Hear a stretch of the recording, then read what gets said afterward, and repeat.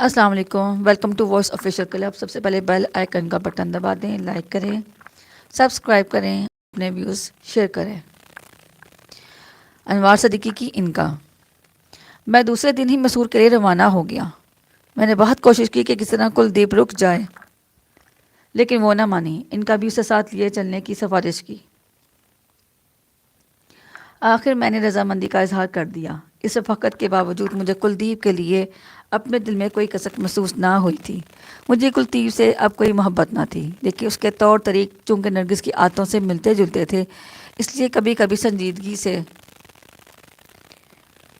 میں اس کے بارے میں سوچنے لگتا اور پھر اسے ذہن سے جھٹک دیتا۔ پھر بھی کلدیپ کی شب و روز خدمت نے مجھے خاصا متاثر کیا۔ وہ کس قسم کی لڑکی تھی جو مجھ سے اتنی متاثر ہو گئی تھی؟ مسور کے سفر کے دوران میں بھی میری اور کلدیپ کی زیادہ بات چیت نہیں ہوئی۔ ایک دو بار انکا نے مجھے کلدیپ کے سلسلے میں ہموار کرنے کی کوشش بھی کی، لیکن میں ٹال گیا، اور پھر غالباً انکا نے اس سلسلے میں زیادہ اصرار مناسب نہیں سمجھا۔ مسور پہنچ کر میں نے پہاڑی سلسلوں کا رخ کیا۔ میں 10 روز تک ادھر ادھر خاک چھانتا رہا۔ جس سے بھی پریتم لال کا پتہ پوچھتا وہ اپنی لا علمی کا اظہار کرتا۔ انکا بھی اس عرصے میں اپنی سی کوشش کر چکی تھی، لیکن اس کی پراسرار قوتیں بھی پریتم لال کا پتہ معلوم کرنے میں ناکام رہی۔ میں 11ویں روز دوپہر کے وقت آرام کرنے کے لیے ایک جگہ رکا تو انکا پھر میرے سر سے اتر گئی۔ وہ 2 گھنٹے بعد واپس لوٹی تو اس کے چہرے پر کامیابی کی تمانیت موجود تھی۔ میں دریافت کرنے سے پہلے ہی اس نے کہا، جمیل میرے آقا، میں نے معلوم کر لیا کہ پریتم لال کہاں ہیں۔ سچ؟ میرا دل دھڑکنے لگا۔ ہاں جمیل، وہ یہاں مشرق کی جانب 10 کوس کے فاصلے پر ایک غار میں بیٹھا دیوتاؤں کے جپ میں مگن ہے۔ ہم کل تک وہاں پہنچ جائیں گے۔ تمہیں یہ سب کچھ معلوم کرنے میں اس سے پہلے کیا دشواری پیش تھی؟ میں نے پوچھا۔ پریتم لال نے ایسا حصار کھینچ رکھا ہے جس کے اندر کی کوئی بات بھی نہیں جان سکتا۔ یہی وجہ تھی کہ آج تک مجھے مایوسی ہوئی، لیکن آج اتفاق سے مجھے پہاڑ پر ایک پجارا نظر آ گئی۔ میرا ماتھا ٹھنکا۔ میں نے اس پر اپنی قوت آزمائی تو اس نے مجھے سب کچھ بتا دیا۔ وہ پجارن 2 سال سے پریتم لال کی خدمت کر رہی ہے۔ مجھے حیرت ہے جمیل کہ اتنی خوبصورت اور حسین لڑکی پہاڑ کی ویرانی میں اتنی خوش ہے۔ بمبئی والی عائشہ یاد ہے تمہیں؟ اس سے لاکھ درجے حسین ہے وہ۔ میں نے پجارن کے بارے میں انکا کے اظہار خیال پر کوئی تبصرہ نہیں کیا۔ میں کچھ دیر آرام کرنے کے بعد اٹھا اور مشرق کی سمت چل پڑا۔ کلدیپ بھی میرے ساتھ تھی۔ اس نے بھی ابھی تک مجھ سے کوئی گلہ نہیں کیا تھا۔ وہ ایک سچی خدمت گزار کی طرح میری خدمت میں مگن رہی۔ وہ عجیب و غریب طور پر بدل گئی تھی۔ ایک ماڈرن اور اپ ٹو ڈیٹ لڑکی کی زندگی میں کیا گلہ باقی تھا؟ انکا کے اندازے کے مطابق دوسرے روز میں اس علاقے میں پہنچ گیا جہاں پریتم لال کسی غار میں بیٹھے جاپ کر رہا تھا۔ پہاڑی علاقے کا یہ حصہ گھنے درختوں کے درمیان واقع تھا اور ایسی ڈھلان پر تھا کہ عام لوگ مشکل ہی سے ادھر کا رخ کر سکتے تھے۔ یہ بڑی پراسرار جگہ تھی۔ پریتم لال نے واقعی کچھ سوچ سمجھ کر ہی اس جگہ کا انتخاب کیا تھا۔ میں درختوں کے درمیان سے راستہ بناتا ہوا آگے بڑھا تھا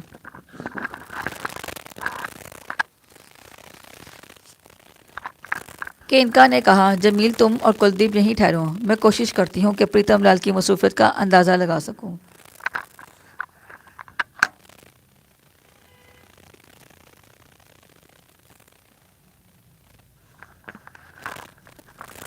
کیا مطلب؟ دیوی دیوتاؤں کا جاپ کرتے وقت پجاری مختلف کیفیتوں سے دوچار رہتے ہیں۔ اگر پریتم لال اس وقت مدہوشی کی حالت میں ہوا تو پھر ہمیں انتظار کرنا پڑے گا۔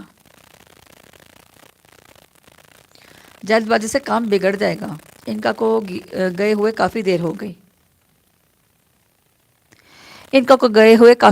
جتنی دیر ہوتی جا رہی تھی میری بے چینی بڑھتی جا رہی تھی۔ میں ایک درخت سے ٹیک لگائے ہوئے بیٹھا انکا کا منتظر تھا۔ جس جگہ میں بیٹھا تھا وہ قدرے ہموار تھی۔ دور کسی جھرنے کی آواز ابھر رہی تھی۔ ادھر تھکن سے میرا جسم چور چور ہو رہا تھا۔ پہاڑ پر چڑھنے سے سانس پھولا ہوا تھا۔ آواز ابھر رہی تھی۔ ادھر تھکن سے میرا جسم چور چور ہو رہا تھا۔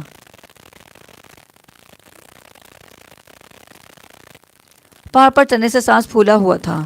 میرے ذہن میں ایک ترکیب آئی۔ اگر میں غسل کر لوں تو تھکن کا احساس ختم ہو جائے گا۔ آنے والے لمحات سے نمٹنے کے لیے میرا پوری طرح تیار ہونا ضروری تھا۔ میں نے اٹھتے ہوئے کلدیپ سے کہا، کلدیپ تم یہیں ٹھہرو، میں ذرا نہا کر آتا ہوں۔ یہاں پانی کہاں ملے گا جمیل؟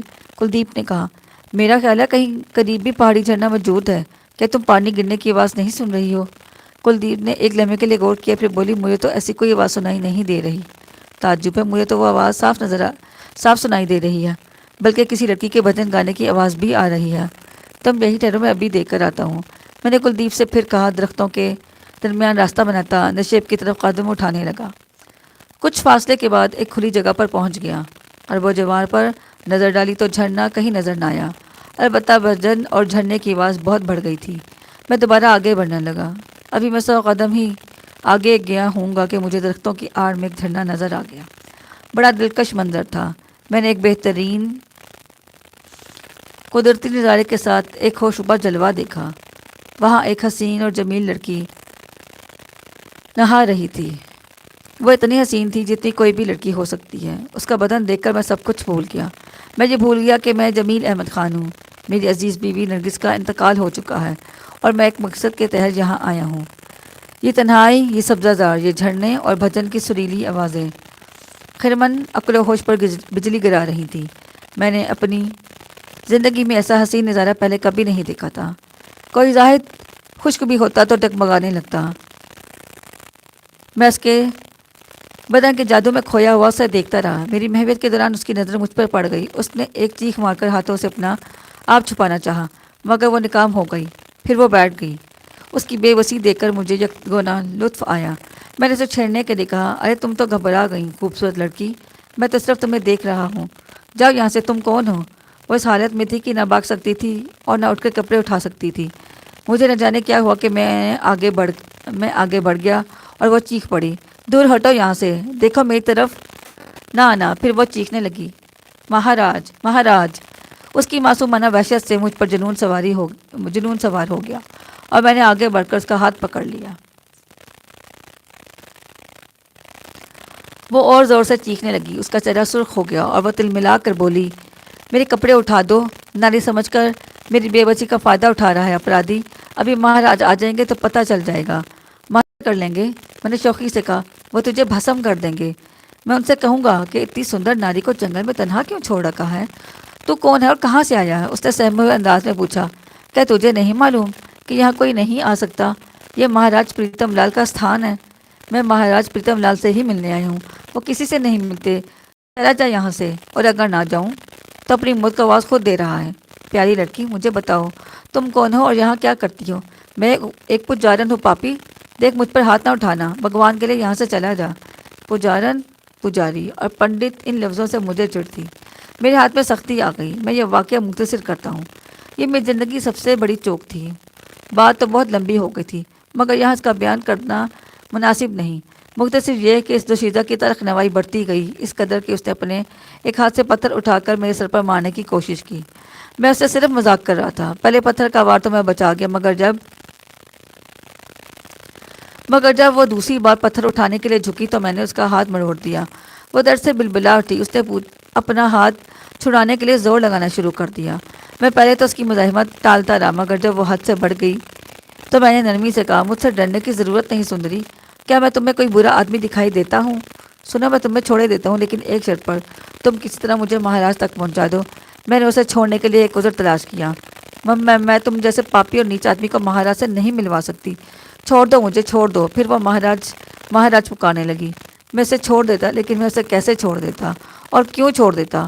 کون اس دلکش منظر، تنہائی اور لڑکی کے بے پناہ حسن سے متاثر نہ ہوتا؟ وہ ایک سرکش لڑکی تھی، وہ ایک خوبصورت لڑکی تھی۔ میں نے چاہا کہ اسے چھوڑ دوں، مجھ پر پھر خوف کا غلبہ ہوا، لیکن میں نے اس کے حسن جہاں سے اس کا نظارہ کرنے کے لیے اسے کچھ دیر اور روک لیا۔ وہ چیختی چلاتی اور فریاد کرتی رہی۔ میں کچھ اور بہرحم ہو گیا۔ مجھے اعتراف ہے کہ میں نے اسے دست درازی شروع کر دی۔ میں کچھ اور آگے بڑھا، یہاں تک کہ اس نے رونا شروع کر دیا۔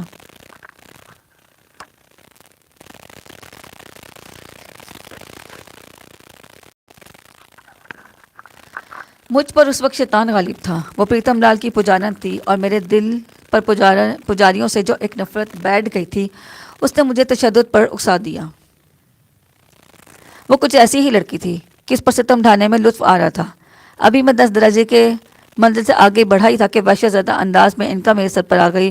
اس کے چہرے کا رنگ فک ہو رہا تھا۔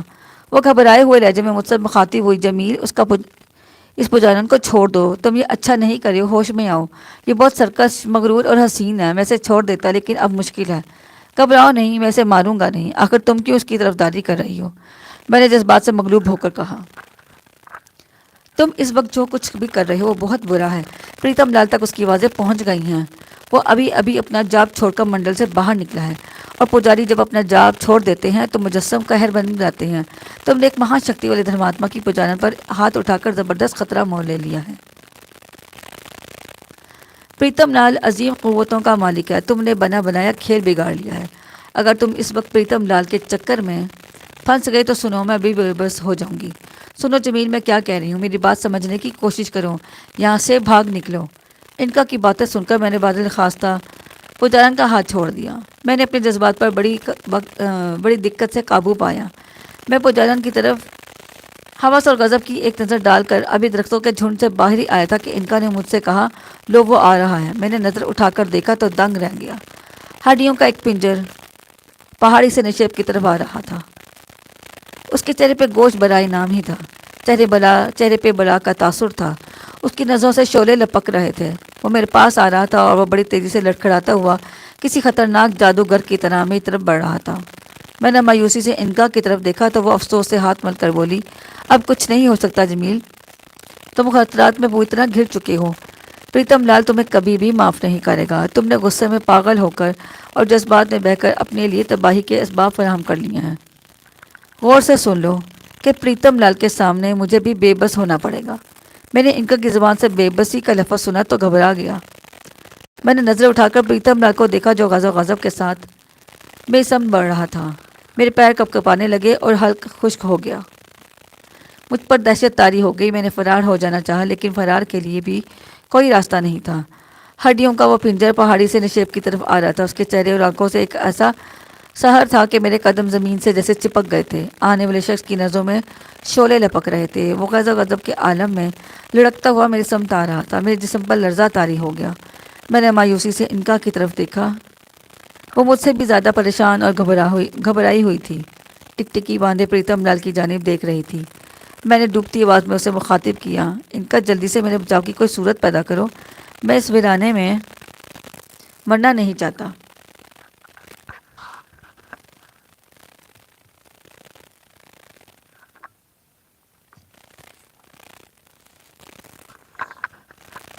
تم نے جلد بازی میں سارا کھیل چوپٹ کر دیا ہے، انکا نے ہاتھ ملتے ہوئے جواب دیا۔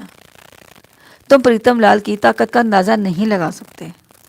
اسے دیوتاؤں کا آشیرواد حاصل ہے۔ پاروتی کے اس حصار میں میری شکتی کیا کر سکتی ہے؟ پھر اب کیا ہوگا؟ میں نے گھبرا کر پوچھا۔ اب کیا ہوگا؟ اب وہی ہوگا جو پریتم لال چاہتا ہے۔ یہ اس کا علاقہ ہے، انکا بولی۔ بس اپنی حالت سنبھالو، اگر تم نے ہمت ہار دی تو حالات اور بگڑ جائیں گے۔ میری بات غور سے سنو، کوشش کرنا کہ پریتم لال کے سامنے تمہیں غصہ نہ آنے پائے۔ محتاط رہنے کی ضرورت ہے۔ اس بار تم سے کوئی غلطی سرزد ہوگی تو پھر تمہارے بچاؤ کے سارے راستے مسدود ہو جائیں گے۔ پریتم لال مجھ سے کوئی 10 قدم کے فاصلے پر رک گیا۔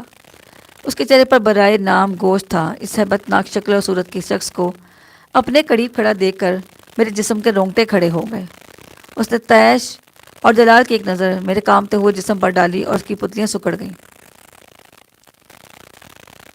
وہ چند لمحے اسی طرح کھڑا رہا جیسے میرے بارے میں کچھ جاننے کی کوشش کر رہا ہو۔ اسی وقت حسین بجارن درختوں کی اور سے باہر نکلی۔ پریتم لال کو میرے سامنے کھڑا دیکھ کر وہ ایک لمحے تھمی، پھر دوڑ کر ان کے قدموں سے لپٹ گئی اور منہ بسوڑتے ہوئے بولی، بابا، اس پاپی نے اپنے ناپاک ہاتھ میرے شریر کو لگائے ہیں۔ اگر تم نہ آتے تو بابا یہ راکشس میرا دھرم نشٹ کر چکا ہوتا۔ اسے ایسا شراب دو کہ یہ پھر کسی مجبور ناری کی اور بری نظر نہ ڈال سکے۔ پریتم لال نے بڑے پیار سے اپنا سخوانی ہاتھ پجارن کے سر پر پھیرا، لیکن اس کی نظریں میرے چہرے پر مرکوز تھیں۔ شاید وہ میرے لیے کسی مناسب سزا کے بارے میں سوچ رہا تھا۔ انکا میرے سر پر کھڑی ان ناسازگار حالات سے نمٹنے کی کشمکش سے دوچار تھی۔ اس کی مایوسی نے میری وحشت میں اور اضافہ کر دیا۔ پریتم لال نے سسکیاں لیتی ہوئی پجارن کے سر پر ہاتھ پھیرنے کے بعد اسے بازو سے پکڑ کر اٹھایا اور اوپر کی سمت اشارہ کیا۔ پجارن مجھے حقارت سے دیکھتے ہوئے اسی سمت جانے لگی جہاں سے پریتم لال نیچے آیا تھا۔ اچانک اس کی کڑک تر آواز ابھری۔ ایک ناتواں جسم رکھنے کے باوجود اس کی آواز میں بڑی گرج چمک تھی۔ پاپی، مالا نے جو کہا وہ تو نے سنا؟ اس کی آواز سن کر مجھے ایسا محسوس ہوا میں اس علاقے کی ہر چوٹی اور ہر درخت سے یہی آواز ابھر رہی ہوں، جیسے بہت سی بدروہیں گرج اٹھی ہوں۔ میں نے اپنا حلق خشک کرتے ہوئے رحم طلب نظروں سے پریتم لال کی جانب دیکھا۔ زبان ہلانے کی ہمت نہیں ہو رہی تھی۔ جانتا ہے تو نے کس لڑکی پہ ہاتھ اٹھایا ہے؟ پریتم لال گرایا۔ مہاراج مجھے क्षमा کر دو، میں نے لرزتی ہوئی آواز میں کہا۔ مجھ سے بھول ہو گئی تھی۔ بھول ہو گئی تھی؟ پریتم لال سرد لہجے میں بولا۔ اگر میں یہاں نہ آ گیا ہوتا تو تیری بھول ایک پوتر پجارن کا جیون برباد کر دیتی۔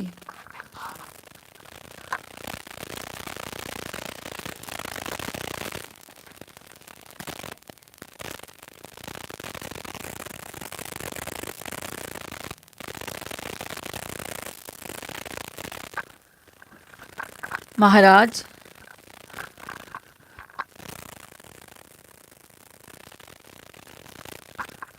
میں نے ہاتھ جوڑ کر عاجزی سے کہا۔ مہاراج میں نے ہاتھ جوڑ کر عاجزی سے کہا، مجھے क्षमा کر دو مہاراج۔ چونکہ پجارا نے مجھے تمہارے چرنوں تک لے جانے سے منع کیا تھا، اس لیے مجھے غصہ آ گیا۔ میں دیوانہ ہو گیا تھا مہاراج، میرے ذہن میں پاپ نہیں تھا، میں تو یوں ہی۔ تیرے من میں کیا تھا میں بتاتا ہوں۔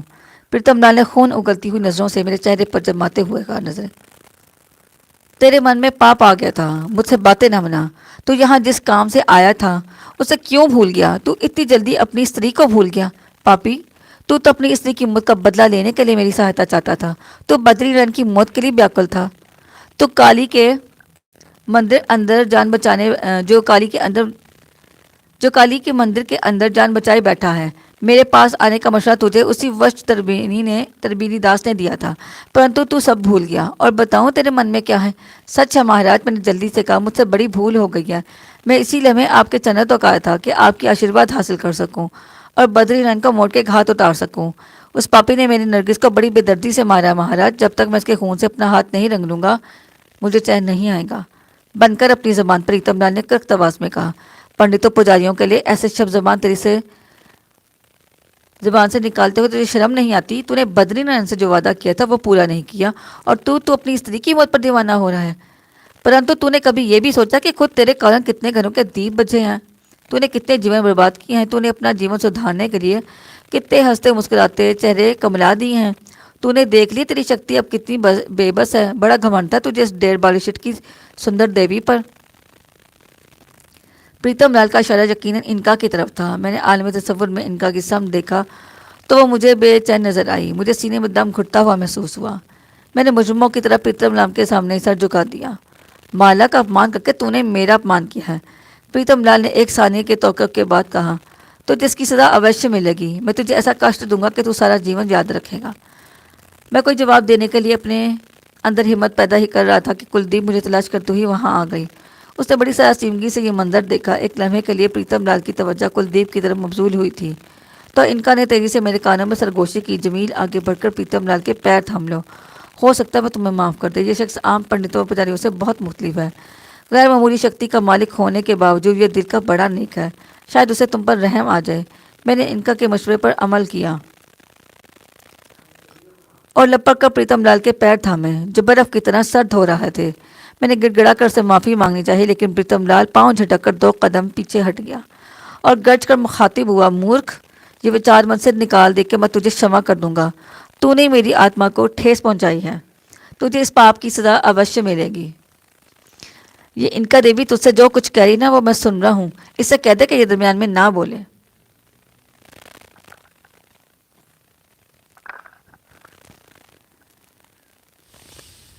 اتنا کہہ کر پریتم لال نے آنکھیں بند کر لی اور اس کے ہونٹ ہلنے شروع ہو گئے۔ میں اٹھ کھڑا ہوا اور خوفزدگی سے انہیں گھورنے لگا۔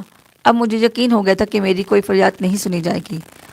جمیل احمد خان کی قسمت میں سکھ کے دن بہت کم لکھے ہیں، نہ جانے ابھی اور کیا کیا ہوگا۔ انکا کی بے بسی نے میرے اوسان خطا کر دیے۔ اب پریتم لال سے کسی رحم و کرم کی امید نہیں تھی۔ وہ ایک لمحہ بڑا جاگزل تھا۔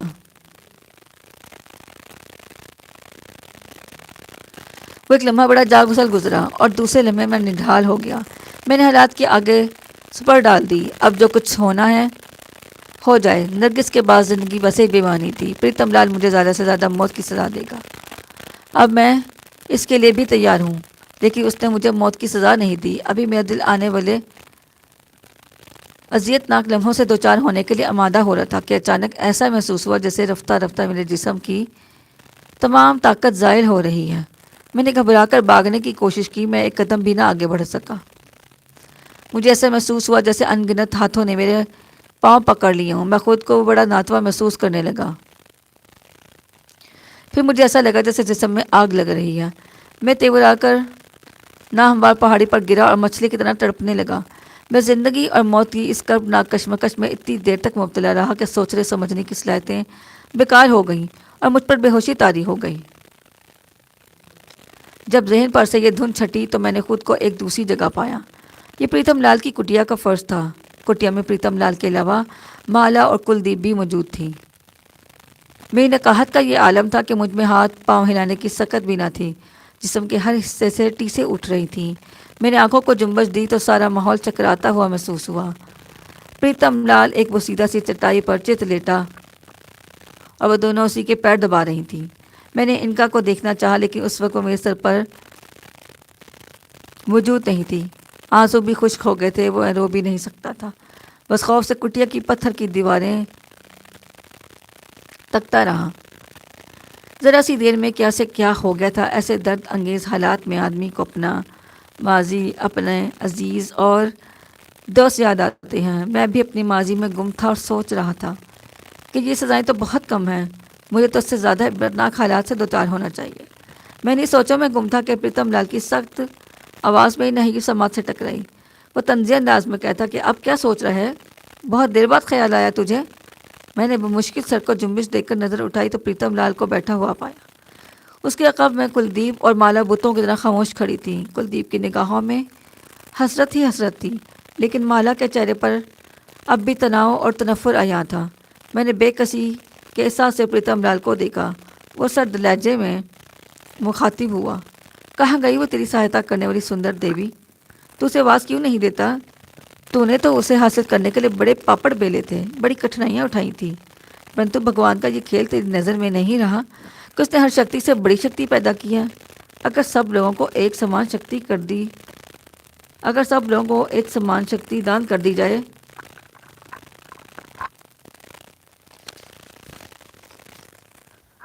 تو یہ سنسار نرک بن جائے۔ جے بھگوان کی کیا لیلا ہے اس کی۔ میں نے پریتم لال کی بات کا کوئی جواب نہیں دیا۔ مجھ میں اتنی طاقت ہی کہاں تھی کہ زبان ہلا سکتا۔ لاچاری سے پریتم لال کی باتیں سنتا رہا۔ پیاس کی شدت سے میرے حلق میں کانٹے پڑ رہے تھے۔ میں بڑا سخت جان تھا جو اس عذاب میں زندہ رہ گیا۔ کوئی دوسرا ہوتا تو کب کا مر کھپ چکا ہوتا۔ دیکھ لے تیرے شریر کی شکتی کا کیا ہوا۔ تو بدری نینن سے انتقام لینے کے سپنے دیکھ رہا تھا، کہاں گئی وہ تیری شکتی، تیرے وہ خوفناک ارادے؟ پریتم لال دیر تک بڑبڑاتا رہا۔ وہ ایک بہت بڑا جوگی، مہان پنڈت اور پجاری تھا۔ اس کے باوجود بے حد سادہ زندگی گزار رہا تھا۔ اس کے انداز میں سادگی اور نرمی تھی اور اس کی گفتگو عام طرز کی تھی۔ اس میں وہ ظاہری کروفر نہیں تھا جو میں اسے پہلے دوسرے پجاریوں میں دیکھ چکا تھا، مگر اس وقت اس کی ہر بار نستر بن کر میرے دل میں اتر رہی تھی۔ وہ اپنی سرخ آنکھیں گھما کر پھر کہنے لگا، جس شکتی پر تجھے اتنا گھمنڈ تھا اسے آج پھر خون کی ضرورت ہے۔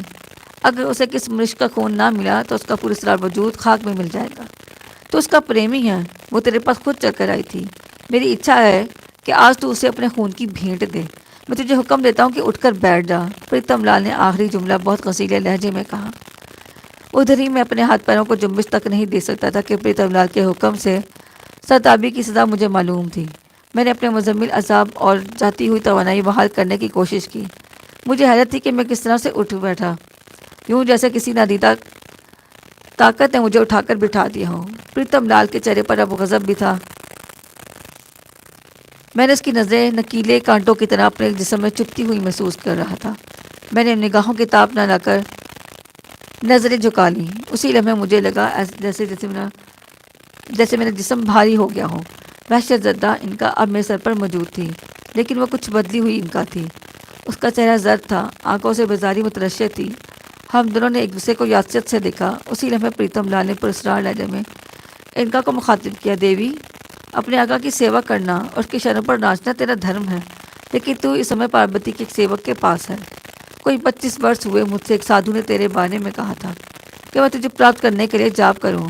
میں نے تیرے حصول کے لیے کوئی جاپ نہیں کیا کیونکہ تیرے اندر ہوس، غرض اور مکر ہے. تو صرف منشوں کی نہیں، صرف اپنے مالک کی دوست ہے. میں نے پھر پاروتی سے رشتہ جوڑا اور اتنی بھکتی کی کہ آج تو میرے سامنے اس منش کے سر پر کھڑی ہے، لیکن اس کے لیے کچھ نہیں کر سکتی. ان کا میں تجھے حکم دیتا ہوں کہ تو آج اپنے آقا کا خون پی.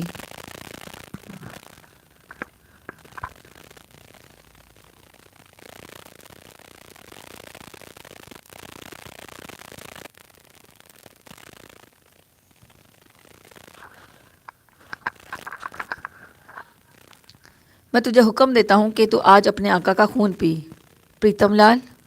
کٹیا میں انکا کی حسین ترین آواز گونجی. تو پاروتی کا سیوک ہے اور مجھے معلوم ہے تو نے اس کے لیے بڑی بھکتی کی ہے. اگر پاروتی تیرے اور میرے درمیان نہ ہوتی تو مجھے اس قسم کا کوئی حکم نہیں دے سکتا تھا. میں تجھ سے بنتی کرتی ہوں کہ مجھ سے کسی ایسے کام کے لیے نہ کہہ جو میں نہیں کر سکتی. میں کم سے کم اس منش کا خون نہیں پی سکتی. مجھے مجبور نہ کر.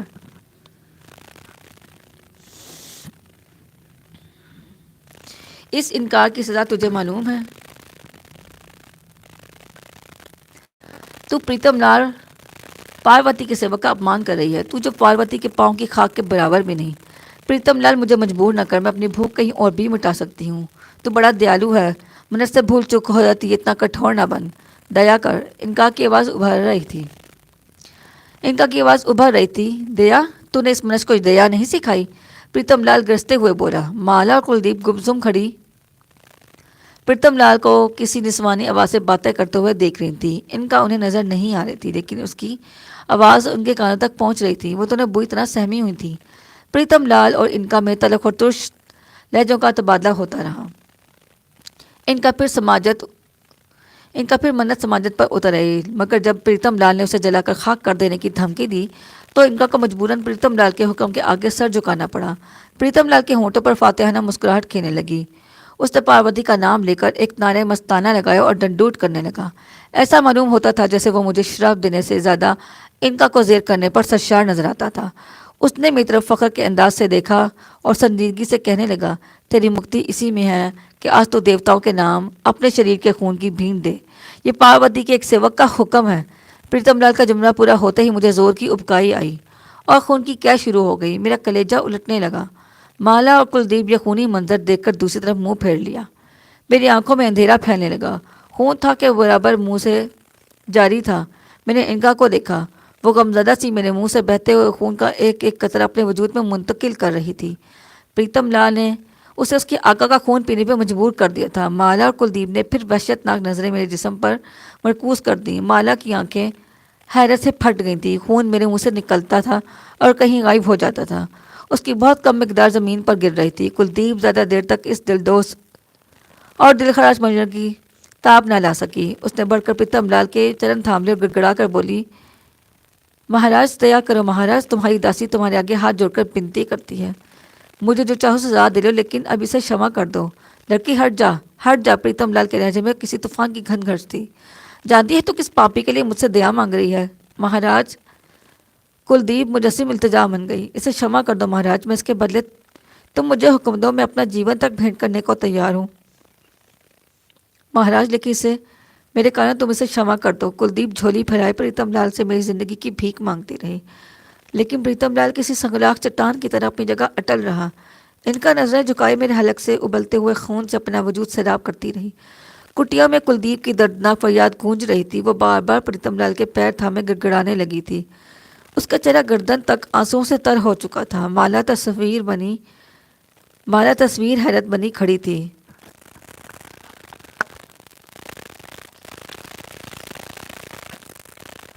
کلدیپ کی ساری زندگی نے اسے بھی چونگنے پر مجبور کر دیا. وہ سہمی سہمی آگے بڑھی اور پریتم لال کے سامنے گھٹنوں کے بل بیٹھتے ہوئے داسیوں کے انداز میں بولی. بابا اب اس منش کو क्षमा کر دو. مجھے وشواس ہے کہ یہ اب کسی استری کو بری نظر سے نہیں دیکھے گا. پریتم لال نے تعجب کے ساتھ مالا کی سمت دیکھا، پھر ہاتھ بلند کر دیا. اچانک میری ابکائیاں بند ہو گئیں اور انکا نے میرا خون پینا بند کر دیا. اس کے چہرے پر ندامت اور پشیمانی چھائی ہوئی تھی. وہ نظریں جھکائے غالباً پریتم لال کے دوسرے حکم کی منتظر تھی. میری نکاحت کا کچھ وہی لوگ اندازہ لگا سکتے ہیں جن کے جسم سے کبھی سر خون نکل چکا ہو. چند لمحے سناٹا طاری رہا. پھر پریتم لال نے حقارت سے انکا کی طرف دیکھ کر ہاتھ جھٹکا اور انکا تیزی سے کٹی سے باہر نکل گئی. مالا بڑے لاڈ سے چٹائی کے قریب بیٹھ گئی. کلدیپ کی بھیگی پلکوں پر اب بھی آنسو کے قطرے جگمگا رہے تھے.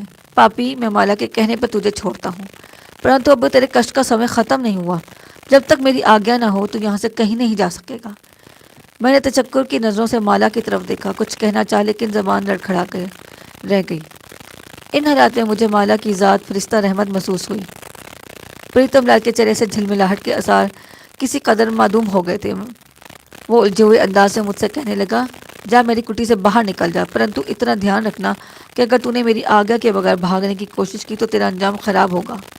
میں کراتا اور لڑکھڑاتا ہوا اٹھا. مجھے بری طرح چکر آ رہے تھے. ایک ایسے شخص کے لیے اٹھ کر چلنا ناممکن سا کام ہے جس کا خون نچوڑا جا چکا ہو، مگر یہ پریتم لال کا حکم تھا. میں بڑی مشکل سے خود کو سنبھالتا ہوا آگے بڑھا اور کٹی سے باہر نکلتے ہی تیورا کر گر پڑا.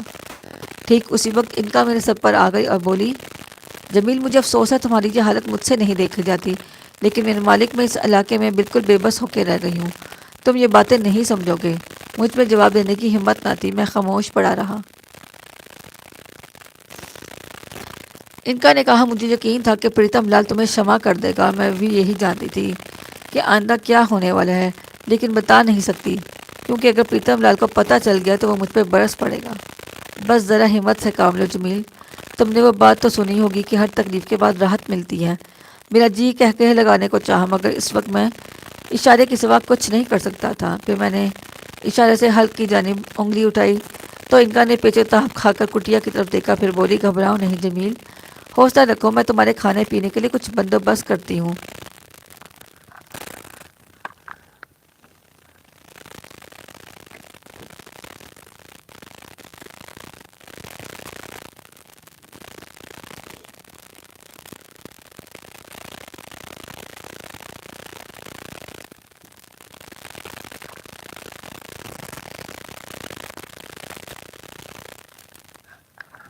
میں اپنی بے بسی اور معذوری کی سرگزشت کہاں تک سناؤں؟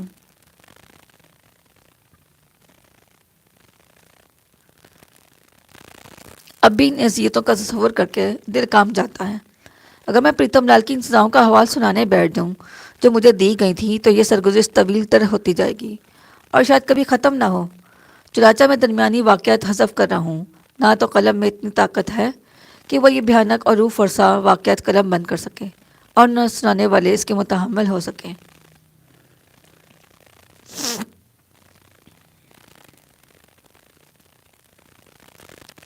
اس سے زیادہ سخت اور ہولناک سزائیں انسانی ذہن میں نہیں آ سکتی. جمیل احمد خان کو انکا پر تصرف حاصل کرنے کے لیے غیر معمولی قربانیاں دینی پڑیں. مجھے حیرت ہے کہ سانس کی نازک ڈوری ٹوٹی کیوں نہیں. میں نے کئی بار مرنا چاہا لیکن مر نہ سکا. شاید قسمت کو کچھ اور رنگینیاں دکھانا مقصود تھا. پریتم لال کے اس سبزے سے ڈھکے ہوئے پہاڑی علاقے میں مجھے 11 ماہ گزر گئے. انکا میرے ساتھ ہی رہی، مگر سر پر ایک بوجھ کی طرح. وہ اس عرصے میں کئی بار ایک رات کے لیے مجھ سے دور ہوتی تھی. مالا کی سفارش سے مجھ پر سختیاں تو کم کر دی گئی تھی، لیکن میری بربادی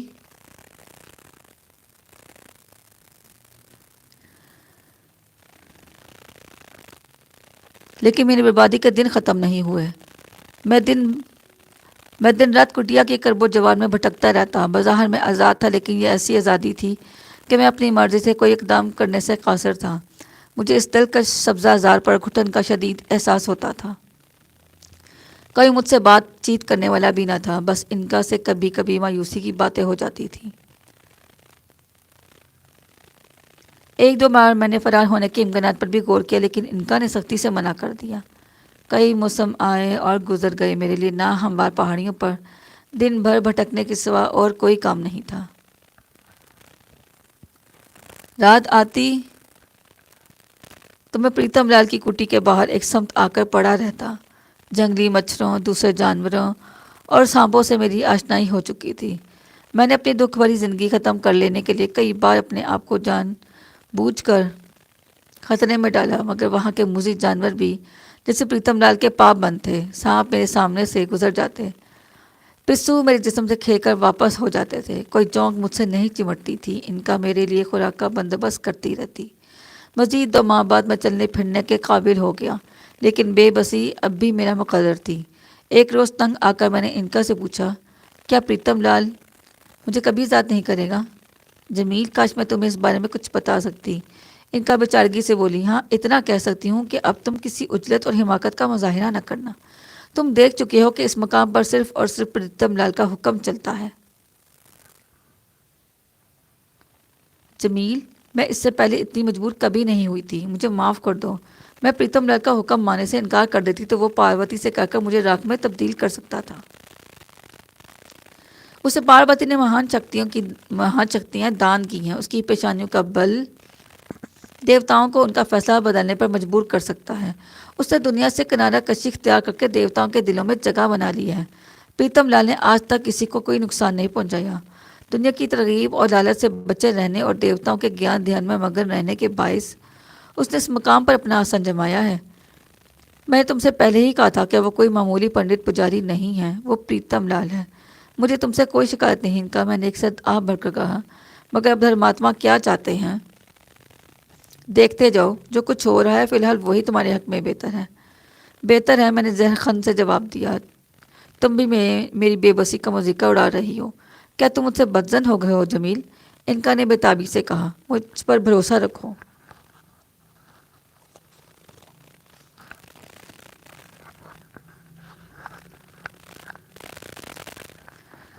مجھ پر بھروسہ کرو، وقت کا انتظار کرو، یہ دن گزر جائیں گے، اس وقت میں اس سے زیادہ کچھ نہیں بتا سکتی۔ میں بھی تمہاری طرح بے بس ہوں۔ چند مہینے اور گزر گئے۔ تعجب کی بات یہ ہے کہ اس لمبی مدت میں پریتم لال ایک بار بھی کٹیا سے باہر نہیں آیا تھا۔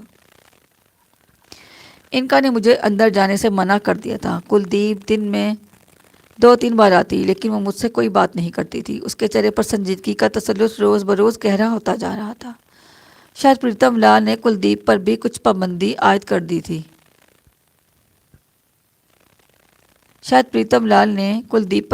بندش عائد کر دی تھی۔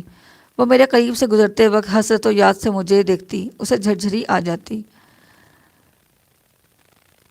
اور وہ خاموشی سے اپنے راستے پر چل دیتی۔ اس کی آنکھوں میں ایک تقدس پیدا ہو گیا تھا۔ مالا بھی کئی بار کٹیا سے باہر نکلتی، لیکن وہ مجھ سے بے نیاز ہی رہتی۔ اس نے میری خواہش اور کوشش کے باوجود کبھی توجہ سے نہیں دیکھا۔ جب میں اس عجیب قید سے بہت بیزار ہونے لگتا، مجھ پر جنون طاری ہو جاتا، تو ان کا مجھے ہوش میں لے آتی۔ پریتم لال آخر کیا چاہتا ہے؟ میں ہر وقت یہی سوچتا رہا، لیکن کوئی بات میرے پلے نہ پڑتی۔ مالا اور کلدیپ نکھر گئی تھیں۔ مالا کی سحر ترازی قیامت ہو گئی تھی۔ اس کے شاہکار حسن نے مجھے اس نوبت تک پہنچایا تھا۔ اس کے کٹی سے باہر آنے پر میرے دل میں ایک کسک پیدا ہوتی، میں گداس محسوس کرتا، التجا آمیز نظروں سے اس کی جانب دیکھتا۔ 1-2 بار میں نے اسے مخاطب کرنا چاہا، لیکن انکا نے میرے ہونٹوں کو جیسے سی دیا۔ میں تلملا کے رہ جاتا، ایک بات کرنے کے لیے زبان ترس جاتی۔ اسی امید و بیم کی کیفیت میں دن گزر رہے تھے۔ ایک روز صبح جب میں بیدار ہوا تو نہ جانے کیوں مجھے ایسے محسوس ہوا جیسے کچھ ہونے والا ہے۔ ادھر انکا کی جاں فضا آواز میرے کانوں میں گونجی، جمیل، تمہاری پریشانی کے دن اب ختم ہونے والے ہیں۔ میں نے چونک کر انکا کی طرف دیکھا، وہ آج خلاف توقع حشاش بشاش نظر آ رہی تھی۔ اس کی خوشی سے مجھ میں کوئی تغیر پیدا نہیں ہوا، بلکہ مجھے کچھ جھلاہٹ سی ہوئی۔ میں انکا سے کوئی طنز بھری بات کہنے ہی والا تھا کہ کوٹی کے اندر سے مالا کی سسکیاں بلند ہونے شروع ہو گئیں۔ میں اس دن کے بدلے ہوئے حالات کو سونگ کر تیزی سے اٹھ کھڑا ہوا۔ میں نے انکا سے مالا کے رونے کی وجہ دریافت کی تو اس نے کٹیا کی طرف دیکھ کر بجھے ہوئے لہجے میں کہا، قبل اس وقت کوئی بات نہ پوچھو، میں اس وقت بہت اداس ہوں، کچھ صبر کرو۔ میں انکا کی مصلحت نہ جان سکا۔ میں نے تشویش سے اسے دیکھا، اس کی خاموشی اور مصلحت اندیشی نے مجھے متردد کر دیا تھا۔ اسی دوران کلدیپ حواس باختہ سی کٹیا سے باہر نکلی اور اس سے بات مجھ سے مخاطب ہوئی، اندر چلو، جمیل مہاراج تمہیں بلا رہے ہیں۔ یہ کیوں اور کیا کا محل نہیں تھا؟ کلدیپ کے چہرے کی اداسی اور خزاں زدگی بتا رہی تھی کہ معاملہ گمبھیر ہے۔ میں کھڑا ہو گیا اور آگے بڑھا۔ جب میں نے کٹی کے اندر قدم رکھا تو دیکھا کہ پریتم لال آنکھیں بند کیے چٹائی پہ پڑا تھا۔ اس کے جسم کی ہڈیاں اور ابھر آئی تھیں، چہرے پہ مرونی چھائی ہوئی تھی۔ وہاں وہ وقار اور جلال نہ تھا جو میں نے پہلی بار دیکھا تھا۔ مالا پریتم لال کے سر پر رکھے بچوں کی طرح سسک رہی تھی۔ میں ایک لمحے میں حالات کی نوعیت سمجھ گیا۔ آہستہ آہستہ پریتم لال نے آنکھیں کھولی۔ آج اس کی آنکھیں بے نوا اور پتھرائی ہوئی تھیں۔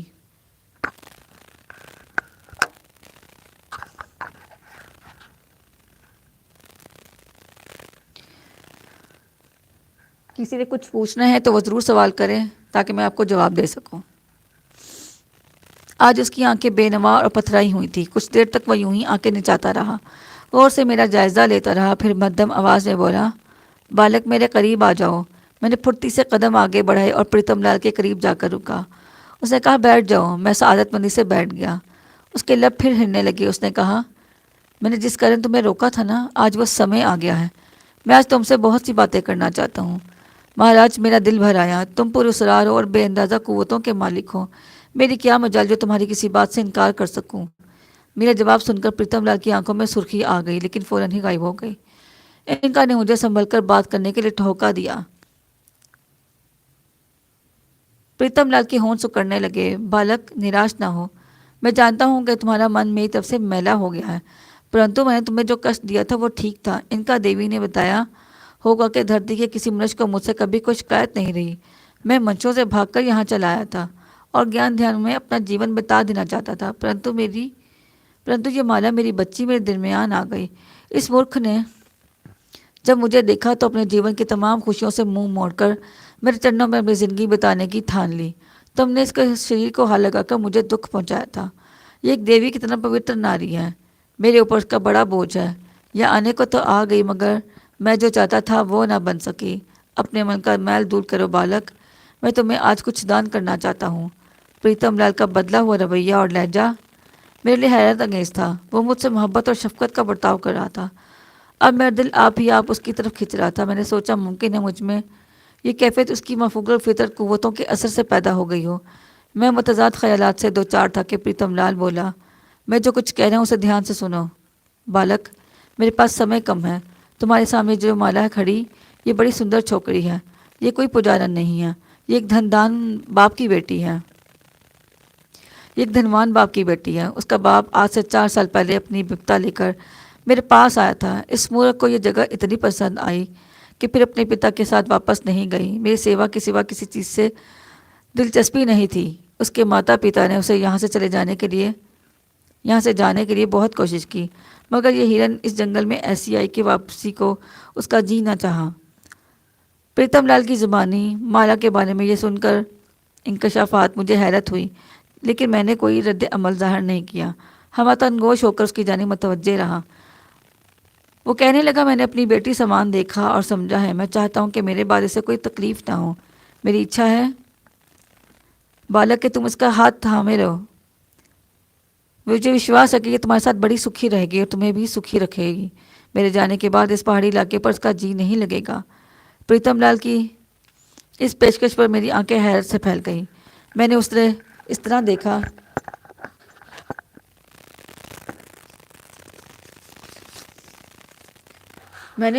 دیکھا جیسے مجھے اس کی بات کا یقین نہ ہو، لیکن جیسے نزا کی کہوت میں اس کے منہ سے کوئی بات نکل گئی ہو۔ میں نے تذبذب سے پوچھا، یہ آپ کیا کہہ رہے ہیں مہاراج؟ میں ٹھیک کہہ رہا ہوں، مالا کی قسمت میں یہی لکھا ہے۔ پریتم لال نے یقین سے جواب دیا، مگر میں مہاراج، میں تو ایک بہت برا آدمی ہوں۔ مالا کے لیے مجھ سے اچھا بر مل سکتا ہے؟ تمہیں معلوم ہے کہ میرا ماضی کتنا تاریک اور بھیانک ہے۔ تم میرے ساتھ، میں نے جس بز کہا، مجھے سب کچھ معلوم ہے۔ مالا کو تجھ سے اچھا بر مل سکتا ہے، پرنتو تو نے اس کے شریر کو ہاتھ لگا دیا ہے۔ اب وہ تیری ہے، کسی اور کی نہیں ہو سکتی۔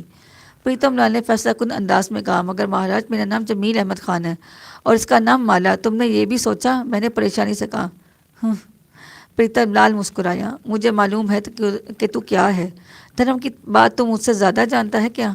مالا، اپنے دھرم پر قائم رہ گی تو اپنے دھرم پر قائم رہنا، اگر تیرا کوئی دھرم ہے۔ مہاراج، میری سمجھ میں نہیں آ رہا کہ کیا جواب دوں۔ پریتم لال نے اچانک ایک عجیب سی خواہش کا اظہار کر دیا۔ کلدیپ میرے سامنے کھڑی تھی، وہ لڑکی جس نے میری خاطر اپنا سب کچھ قربان کر دیا تھا۔ گھر بار، ماں باپ، وہ میری محبت میں کہاں سے کہاں آ گئی تھی۔ میں اسے کیسے نظر انداز کر دیتا؟ اس نے میرے لیے کتنے دکھ جھیلے تھے، اسیری کی زندگی گزاری، میری وجہ سے اس نے پریتم لال کی داسی بن کر شب روز اس کی خدمت کی تھی۔ میں محض چند لمحوں میں اس عظیم محسنہ کے احسانات کیسے فراموش کر سکتا تھا؟ میں خاموش رہا تو وہ کہنے لگا، کس وچار میں ہے بالک؟ کیا مالا رانی کو سویکار کرنے میں تجھے کوئی جھجک ہے؟ مہاراج، میں نے کن اکھیوں سے کلدیپ کی طرف دیکھتے ہوئے کہا، میں تمہاری قید میں ہوں، تم عظیم قوتوں کے ذریعے مجھے ہر بات ماننے کے لیے مجبور کر سکتے ہو۔ مالوں کو حاصل کرنے کا خیال میں دل میں نہیں لا سکتا تھا۔ وہ حسین جمیل لڑکی مجھے نظر کی جا رہی تھی، میں سمجھ رہا تھا یہ صرف ایک خواب ہے۔ بھلا مالا میری زندگی میں آ سکتی ہے؟ وہ مالا جو پریوں کو شرماتی ہو اور جسے دیکھ کر پھول مسکرانے پر مجبور ہو جاتے ہوں۔ ایک طرف خوشی تھی تو دوسری طرف حسین کلدیپ سے جدائی کا ایک خیال مانے تھا۔ رواداری اور محبت کے جذبات دل میں موزن تھے۔ کلدیپ بھی کچھ کم حسین نہیں تھی۔ میں عجیب شیشو پنج میں مبتلا تھا۔ اس سمے جو وچار تجھے پریشان کر رہا ہے اسے دھیان سے نکال دے۔ پریتم لال پھر بولنے لگا، کلدیپ کو من سے نکال دے۔ جسے ایک بار سچے دل سے دیوتاؤں کے گیان دہن کا سواد آ جائے، اس کے لیے منش کیا چیز ہے؟ وہ سنسار کی جھوٹی خوشیوں کا بھید جان چکی ہے۔ مجھے معلوم ہے کہ وہ تجھ سے پریم کرتی ہے، اس کا پریم سچا ہے، پر تو سمجھ لے کہ تو نے اسے کھو دیا۔ میں نے مالا کے بدلے اسے تجھ سے مانگ لیا ہے۔ وہ تجھ کو اپنے ہردے کے مندر میں سجائے سارا جیون تیری پوجا کرتی رہے گی، پر میری کٹیا چھوڑ کر نہیں جائے گی۔ وہ ایک بڑی پجارن بنے گی۔ اسے پاروتی نے پسند کر لیا ہے، دیکھنا وہ اس سنسار میں نام پیدا کر کے جائے گی۔ دیکھنا وہ اس سنسار میں نام پیدا کرے گی۔ میں نے کلدیپ کی سمت نظر اٹھائی، اس کے چہرے پر تقدس چھلک رہا تھا۔ وہ حوصلہ بند اور پرسکون نظر آ رہی تھی۔ مجھے اندازہ ہو گیا تھا کہ پریتم لال کی اس تجویز اور پیشکش پر ناراض نہیں ہے۔ وہ مجھے الجھا ہوا دیکھ کر متانت سے بولی، جمیل، میں مہاراج کو وچن دے چکی ہوں کہ اپنا باقی جیون اسی کٹیا میں بتا دوں گی۔ مجھے یہاں جو سکون ملا ہے وہ کہیں نصیب نہیں ہوا تھا۔ میں تم سے پریم کرتی ہوں اور اس ناطے سے بنتی کرتی ہوں کہ مہاراج کی اچھا کا پالن کرو اور مالا نین کا ہاتھ تھام لو۔ نرگس کے بعد بھی تمہیں ایک ناری کی ضرورت ہے۔ یہ کلدیپ ہو رہی ہے۔ میں گنگ اسے دیکھتا رہا۔ وہ اس وقت کسی عظیم دیوی کے روپ میں نظر آ رہی تھی، وہ دیوی جس کی پرستش پر دل خود بخود آمادہ ہو جاتا ہے۔ اس نے میری ساری مشکلیں حل کر دی۔ میرے پاس وہ جملے نہیں تھے جو اس کی قربانی پر اظہار تشکر کے طور پر ادا کیے جائیں۔ میرا دل چاہا کہ آگے بڑھوں اور محبت اور قربانی کی اس دیوی کے سامنے سرنگوں ہو جاؤں۔ اس کے چہرے پہ ملال یا کوئی سوگواری کی کوئی علامت نہیں تھی۔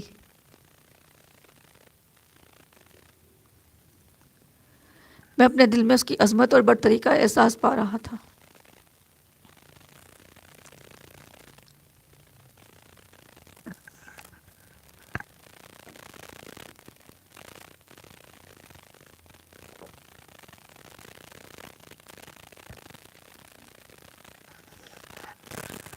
بالک، میرے جیون کا آخری سمے قریب آ رہا ہے۔ پریتم لال نے مجھے مخاطب کیا، میں مالا رانی کے ساتھ جہیز میں تمہیں کچھ نہیں دے رہا۔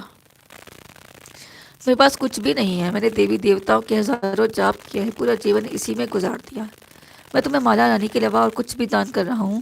تمہارے پاس ان کا کی شکتی ہے، لیکن ان کا آنی جانی چیز ہے۔ میں اپنی کچھ شکتی بھی تمہیں دان کر رہا ہوں۔ پریتم لال نے اتنا کہہ کے کچھ پڑھنا شروع کر دیا۔ اس نے چٹائی پر رکھے ہوئے تھیلے سے سفید کھریا مٹی جیسی کوئی چیز نکال کر اس پر 10 بار نہ جانے کیا جنتر منتر پڑھ کر پھونکا۔ پھر وہ سفید ٹکڑا میری جانب بڑھا کر کہا، لو بالک، اسے کھا لو۔ کنیا دان کے ساتھ کوئی ایسا جہیز بھی ہونا چاہیے جو کوئی باپ اپنی بیٹی کو دے کر فخر محسوس کر سکے۔ میں نے جو چیز تمہیں دان کی ہے وہ پنڈتوں پجاریوں کو ورشوں میں پوجا پاٹ کرنے کے بعد بھی نہیں ملتی۔ اسے کھانے کے بعد تمہارے شریر میں ایک نئی شکتی پیدا ہوگی جو تم بلوان ہو جاؤ گے، اور پھر بلائیں قریب آنے کی ہمت نہ کر سکیں گی۔ تم سچے من سے میرا نام لے کر جو چاہو گے وہ اوش پورے ہوگا۔ پر ایک بات کا ہمیشہ دھیان رکھنا، اگر تم نے میری بیٹی مالا رانی کو دکھ دینے کی کوشش کی تو میری آتما بیاکل ہو جائے گی اور وہ یہ شکتی تم سے واپس لے لے گی جو میں تمہیں دان کر رہا ہوں۔ مہاراج، تمہارا حکم سر آنکھوں پر۔ میں نے سفید کھریا مٹی نماشا جلدی دانتوں تلے دبا کر حلق سے نیچے اتار لی۔ اس کا ذائقہ بے حد کڑوا تھا۔ میں نے کہا، مجھ پر وشواس رکھو، میں مالا رانی کو کبھی کوئی دکھ نہیں دوں گا۔ میرے اقرار سے پریتم لال کے چہرے پر خوشی کی ایک لہر دوڑ گئی۔ اس نے میرے ہاتھ تھامنے کے لیے اپنا ہاتھ آگے بڑھایا، پھر مالا کا ہاتھ پکڑ کر میرے ہاتھ میں دیتے ہوئے بولا، بھگوان تم دونوں کو سکھی رکھے۔ جو اس کی اچھا تھی میں نے وہی کیا۔ میں نے کن اکھیوں سے مالا کو دیکھا، اس کی نظریں جھک گئی تھیں اور بس نہیں چلتا تھا کہ وہ کسی اور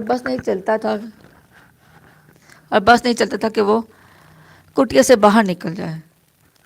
حیا کی سرخی نے اس کا دلکش چہرہ گلنار بنا دیا تھا۔ اس کے لفظ کی گرمی اتنی لذت آمیز تھی کہ بیان نہیں کیا جا سکتا۔ مالا مجھے مل سکتی ہے؟ ایک الڑ لڑکی، سراپا حسن، تازہ شگفتہ، باہر کا پہلا پھول۔ اس کے بدن کی خوشبو میرے اعصاب پر چھا گئی اور میں وہ تمام اذیتیں بھول گیا جو پریتم لال نے مجھے دی تھی۔ کلدیپ سے ایک لگاؤ، اس کی وفا شعاریوں کے احساس، اس کی موجودگی کے باوجود میں مالا کے ساتھ سنہرے دن گزارنے، اسے بڑے بڑے وعدے کرنے کے لیے مستعد تھا۔ میں اپنی قسمت پر نازا تھا اور آنے والے دنوں میں مالا کے ساتھ رہنے کا نشہ مجھ پر چھایا ہوا تھا۔ کلدیپ کی ایک چیخ میرے خوابوں کا شیرازہ منتشر کر گئی۔ میں نے چونک کر دیکھا، کلدیپ پریتم لال کے اکڑے ہوئے جسم پر لپٹی سسک رہی تھی۔ مالا کو حقیقت حال کا علم ہوا تو وہ بھی بیان کرنے لگی۔ پریتم لال کو جدا ہوئے چند لمحے گزر چکے تھے۔ اس کا جسم بری طرح اکڑ گیا تھا۔ کٹی اب ماتم گدے میں تبدیل ہو گئی تھی۔ میں نے انکا کی طرف نظر کی۔ پریتم لال کی موت نے اس کے پراسرار وجود کو بھی مغموم کر دیا تھا۔ پھر ایک ہفتے تک میں اسی پہاڑی پہ رہا۔ پریتم لال کا کریا کرم مجھے کو کرنا پڑا۔ میرے لیے عجیب سا کام تھا، مگر انکا ہدایت کے لیے موجود تھی۔ کلدیپ نے چتا کی راکھ اپنے بدن پر مل کر کٹی سنبھال لی۔ وہ ہر وقت چٹائی پہ بیٹھی نہ جانے کیا کیا جاپ کرتی رہتی۔ اس کی یہ حالت دیکھ کر دل بہت کرتا تھا، مگر ایسا معلوم ہوتا تھا جیسے اس نئے منصب پر وہ بہت خوش ہے۔ اس کے چہرے کی پاکیزگی اور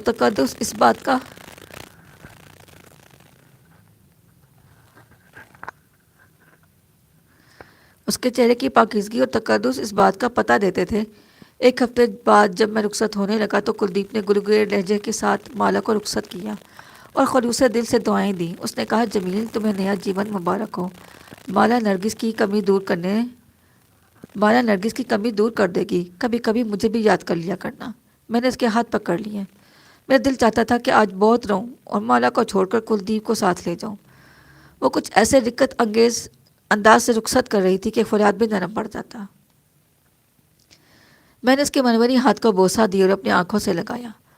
رخصت کے وہ لمحات بڑے ہی کربناک تھے۔ کلدیپ سے جدا ہو کر اس کی یاد میں تڑپتی رہی، لیکن پھر محبت نے اسے سکون پہنچایا۔ اس کے چہرے کا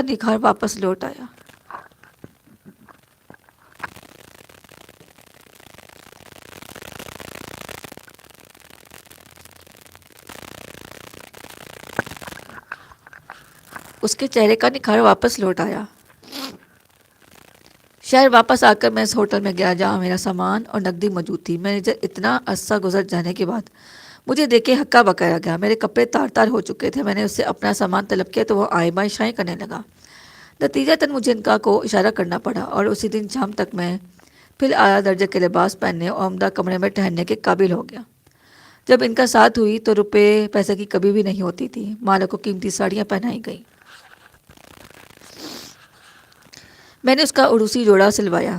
جب اس نے وہ جوڑا پہنا تو اسے دیکھ کر میری آنکھیں پٹ پٹانے لگا۔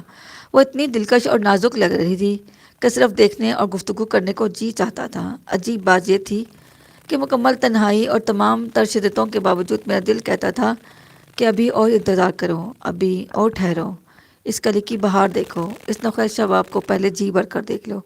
وہ کلی ہی رہی۔ وہ میری حیرانی دیکھ کر پوچھتی، یہ تم مجھے سامنے بٹھا کر کیا تکتے رہتے ہو؟ میں جواب دیتا، میں قدرت کی حسین ثنائی کی داد دے رہا ہوں۔ سوچتا تھا کہ میں اس کے قابل نہیں ہوں، اسے سر کرنے کا مجھے حق نہیں۔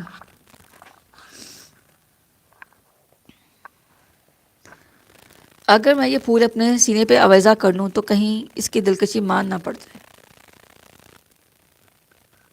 سو میں نے بہت ضبط کیا۔ وہ دوشیزہ ہی رہی، لیکن پھر ایک شب ضبط کے یہ بندھن بھی آخر ٹوٹ گئے۔ دل اس کے حسن کی وار برداشت نہ کر سکا، وہ میرے وجود پر چھا گئی۔ انکا کی تیز و تراری بھی واپس آ چکی تھی۔ ایک روز جب مالا غسل کر رہی تھی تو اس نے مجھ سے کہا، جمیل، تم تو مالا میں ایسے کھو گئی ہو کہ ہماری پوچھ گچھ بھی نہیں۔ میں نے مسکرا کر جواب دیا، تم کیا مجھ سے علیحدہ چیز ہو؟ میں تو سمجھتا ہوں تم میرا احساس ہو۔ جب میں محسوس کرتا ہوں تو تم بھی محسوس کرتی ہو۔ یہ تو ٹالنے والی بات ہوگی، انکا نے شگفتگی سے کہا۔ انکا، مالا نے زندگی ہی بدل دی ہے۔ واقعی میں نے ایسا کبھی محسوس نہیں کیا تھا۔ میں نے جذباتی ہو کر کہا۔ جمیل، مالا کے ساتھ ساتھ پریتم لال نے جو قوت تمہیں دان کی ہے، جو اس کے مقابلے پر بڑے بڑے بلوانوں کی بھی شکتی ہیچ ہے، اگر تم نے مالا کا ہاتھ تھامنے سے انکار کر دیا تھا تو پریتم لال مرنے سے پہلے تمہیں جلا کر بھسم کر دیتا۔ یہ بات ہمیشہ ذہن میں رکھنا کہ مالا کو کوئی تکلیف نہ ہونے پائے، ورنہ حالات خراب ہو سکتے ہیں۔ مالا کو کون کافر دکھ دے سکتا ہے؟ تم تو بعض اوقات پاگل پنے کی باتیں کرنے لگتی ہو۔ میں تم سے خود کہہ رہا ہوں کہ مالا کو کوئی شکایت نہ ہونے پائے۔ مالا تو ان کا بہار ہے، بہار بہار کی کون طلب نہیں کرے گا؟ میں سوچتا ہوں میں نے زندگی اب شروع کیا۔ تم نرگس کو اتنی جلدی بھول گئے؟ یہ مرد بھی کتنے ہرجائی ہوتے ہیں، ہر حسین عورت کے بارے میں ایسی ہی باتیں کہتے ہیں۔ ان کا نرگس کا ذکر تم نے بے وقت ہی چھیڑ دیا۔ نرگس کا نام سن کر میں تڑپ گیا اور دل محسوس کر بولا، نرگس کی بات اور تھی، مالا کی بات اور ہے۔ تم نے اچھا کیا جو مجھے چونکا دیا۔ ارے پگلی، نرگس کو کون بھول سکتا ہے؟ مالا نے کچھ ایسا جادو کر دیا کہ میں خود بھول گیا ہوں۔ یہ بھی بھول گیا کہ مجھے ابھی بدری نرائن سے انتقام لینا ہے، بدری نرائن جس نے میری معصوم نرگس کو مجھ سے چھین لیا تھا۔ چلو ان کا سامان باندھتے ہیں، یہاں سے چلتے ہیں اور اس کمینی پنڈت کو بھی ڈھونڈتے ہیں۔ میں اسے اب کبھی معاف نہیں کروں گا۔ ان کا میری سنجیدگی اور جھللاہٹ پر ایک ساتھ آ بڑھ کر بولی، جمیل، بے طرح کے بدری نرائن سے پہلے تم ایک اور دشمن سے مل لو، وہی تربینی داس۔ وہ بڑا مکار اور فریبی ہے، اس نے تمہیں پریتم لال کا پتہ اسی لیے دیا تھا کہ تم مصیبت میں گرفتار ہو جاؤ اور وہ چین کی بانسری بجاتا رہے۔ پہلے تمہیں اس کمینے کا حساب چکانا ہوگا۔ تم نے مجھے اسی وقت کیوں نہیں بتایا ان کا؟ میں غصے میں پیچ و تاب کھا کر بولا، میں اسی دن حرامزادے کا ٹیٹوا ہی دبا دیتا۔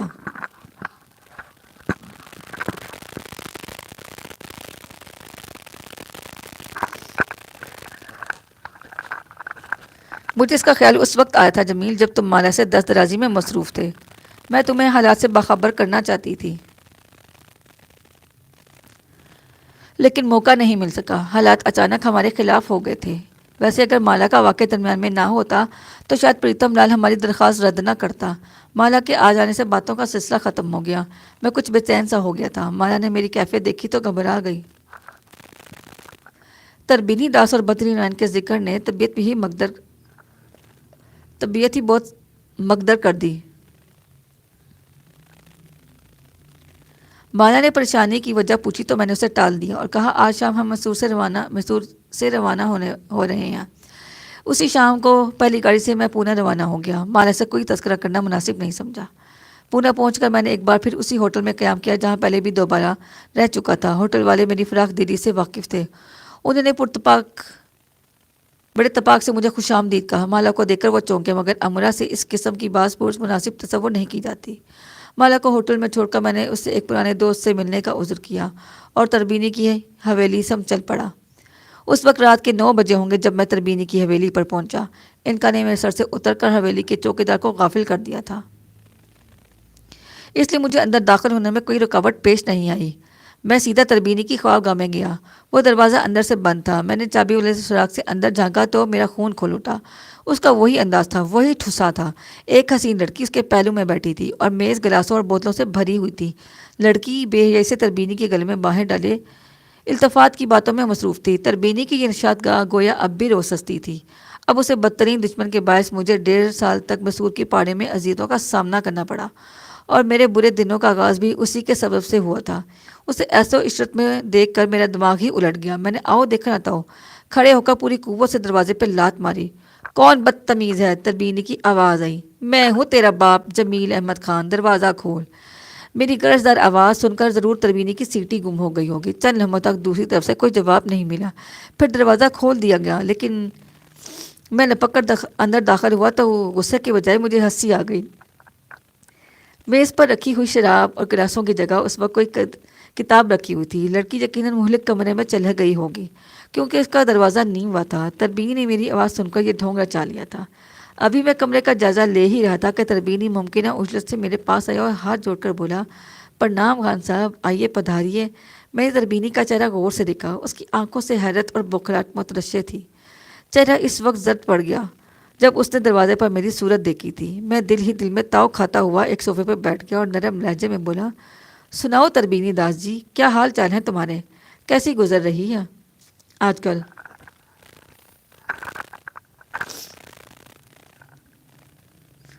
آپ کی کرپا ہے خان صاحب، تربینی داس نے لجاجت سے کہا۔ بس گزر رہی ہے۔ بہت بدلے بدلے نظر آ رہے ہو تربینی جی۔ آج تو یہ خوابگاہ بھی سنی پڑی ہوئی ہے، کوئی تبدیل نظر نہیں آ رہی ادھر، پچی کہاں اڑ گئے؟ رام رام رام خان صاحب، تربینی نے کانوں کو ہاتھ لگا کر کہا۔ وہ سب کسبل نکل گئے، اب تو توبہ کر لی، توبہ کر لی ہے، بس بھگوت گیتا اور رامائن پڑھتا رہتا ہوں۔ جمیل، انکا نے میرے کانوں میں سرگوشی کی، برابر والے کمرے میں ایک سندر لڑکی موجود ہے، تمہاری آواز سن کر اس نے اسے چھپا دیا تھا۔ میں نے اس بات میں سر کو جنبش دی، پھر تربینی سے کہا، میں تمہارا شکریہ ادا کرنے آیا تھا تربینی، تم نے پریتم لال کا پتہ بتا کر مجھ پر بڑا احسان کیا ہے، اس نے میری بڑی مدد کی۔ تربینی میری بات سن کر چونکا، پھر کسیانی ہنسی ہنس کر بولا، خان صاحب میں آپ کی سیوا کرنا اپنا دھرم سمجھتا ہوں، جو کچھ میرے پاس ہے سب آپ کا دیا ہوا ہے، یہ بتائیے آپ کیا پئیں گے، چائے، کافی یا ٹھنڈا؟ میں یہاں کچھ اور ہی پینے کے ارادے سے آیا ہوں، میں نے تنزن کہا۔ اچھا اچھا، میں سمجھا۔ تربینی بھونڈے انداز میں ہنسنے لگا۔ تربینی، تمہارا خون پیا جائے گا تو کیسا رہے گا؟ میں نے اطمینان سے پوچھا۔ کھی کھی کھی کھی کھی کھی، آپ کے لیے تو جان بھی حاضر ہے، تربینی جھیم کر بولا۔ اچھا چھوڑو، یہ بتاؤ کہ تم اپنے لیے کون سی سزا پسند کرو گے؟ جی جی، یہ آپ کیا کہہ رہے ہیں خان صاحب؟ وہ بکھلا کر بولا۔ میں نے اسے قہر آلود نظروں سے دیکھا۔ کمینے، کیا تجھے معلوم نہیں کہ ایک دن تیرا جھوٹ کھول جائے گا؟ تو اپنی موت کو بھول گیا؟ خان صاحب، تربینی پہ ریشہ تاری ہو گیا۔ میں آپ سے فریب نہیں کیا تھا خان صاحب، وشواس کیجیے، میں آپ کا متر ہوں۔ کمینے، میری آنکھوں میں دھول جھونکنے کی کوشش کرتا ہے، میں تجھے بتاؤں گا کہ میں کیا ہوں۔ میں غصے سے اٹھ کھڑا ہو گیا۔ تربینی کے بال پکڑ کر اسے جھٹکا دیتے ہوئے میں نے کرخت لہجے میں کہا، تو سمجھتا تھا کہ مجھے خطروں میں پھنسا کر تو آرام سے زندگی بسر کرے گا، اور یہاں تو اب بھی میرے زندہ ہوتے ہوئے رنگرلیاں منا رہا ہے۔ میری آواز سنی تو اپنی بہن کو مردود دوسرے کمرے میں چھپا دیا۔ سن اومکار پنڈت، آج میں یہاں وقت ضائع کرنے نہیں آیا۔ میرے ذہن میں پریتم لال کی دی ہوئی تمام اذیتیں تازہ ہو گئیں، اور غض و غضب کی شدت سے میری مٹھیاں بھیج گئیں۔ آج تیری عیاری کا آخری دن ہے، میں تجھے مزدور کر کے سڑکوں پر بھیک مانگنے پر مجبور کروں گا، تو ایڑیاں رگڑ رگڑ کر غلاظتوں میں مر جائے گا، وہی تیرے لیے جگہ مناسب ہے۔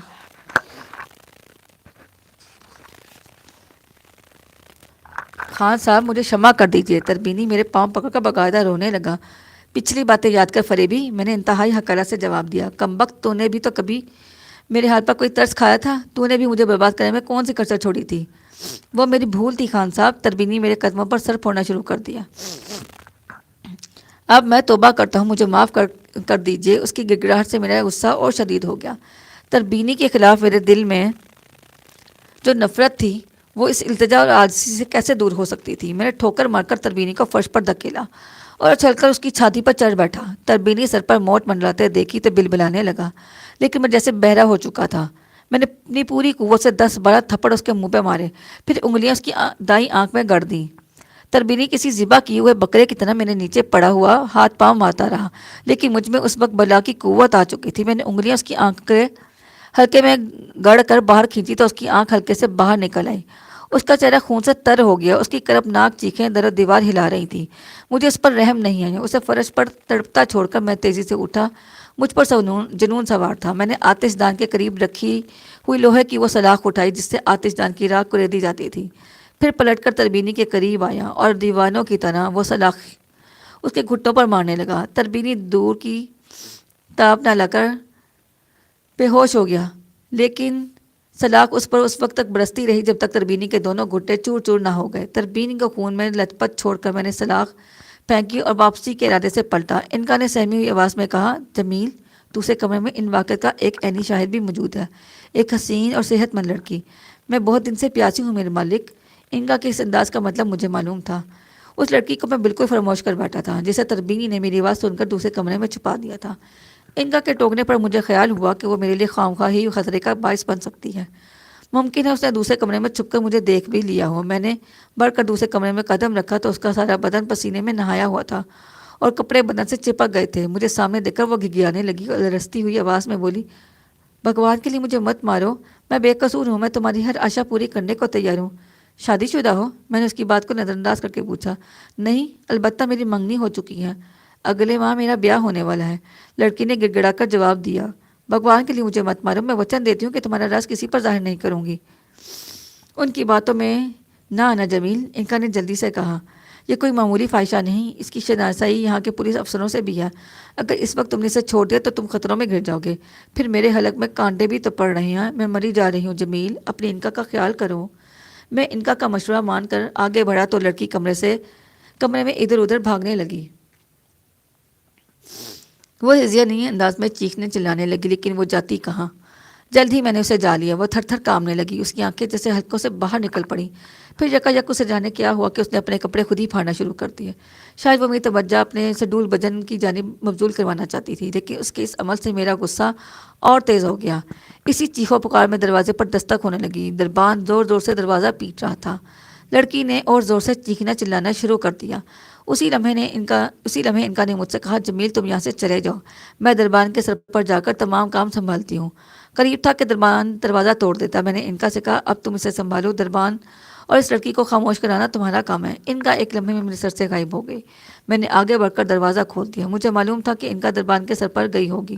جیسے ہی دروازہ کھولا، خوف زدہ لڑکی بے تحاشا دروازے کی طرف بھاگی اور دربار کے پہلو سے چپک گئی۔ دربان نے میری طرف نہیں دیکھا، اس نے اسکوت رفتہ رفتہ اس لڑکی کو اپنی آغوش میں سمیٹ لیا۔ مجھے اندازہ ہو گیا تھا کہ اب کیا ہوگا۔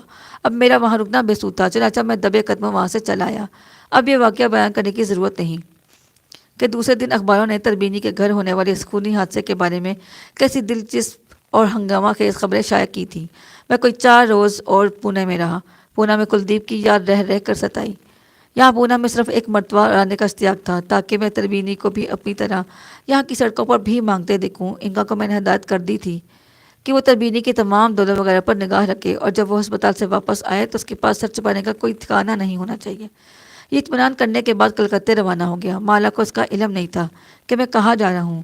راستے میں جب میں نے اپنی منزل بتائی تو وہ داسی سے بولی، بھگوان کے لیے کلکتے کے لیے بجائے کہیں اور چلو۔ کیوں؟ میں نے اسے اداس دیکھ کر پہلو میں سمیٹ لیا۔ بابا نے تمہیں شاید یہ نہیں بتایا تھا کہ میرے ماتا پتا اور کنبے کے دوسرے لوگ کلکتے میں رہتے ہیں۔ اگر انہوں نے مجھے تمہارے ساتھ دیکھ لیا تو بہت برا ہوگا، میرا سکھ چین غارت ہو جائے گا۔ مالا نے میرے سینے پر سر رکھتے ہوئے کہا۔ میں نے اسے سمجھایا، تمہاری طرف کوئی آنکھ اٹھا کر دیکھنے کی جرت نہیں کر سکتا۔ میرا نام جمیل احمد خان ہے۔ تم کیوں پریشان ہو جاتی ہو؟ تمہارے لیے تو میں جان پر بھی کھیل جاؤں گا۔ تم نہیں جانتے، تمہارے ساتھ دیکھ کر وہ لوگ ایک طوفان برپا کر دیں گے۔ وہ بہت ظالم لوگ ہیں جمیل۔ مالا برابر اصرار کرتی رہی کہ میں کلکتے کا سفر تک کر دوں، لیکن میں کسی نہ کسی طرح اسے سمجھا بجھا کر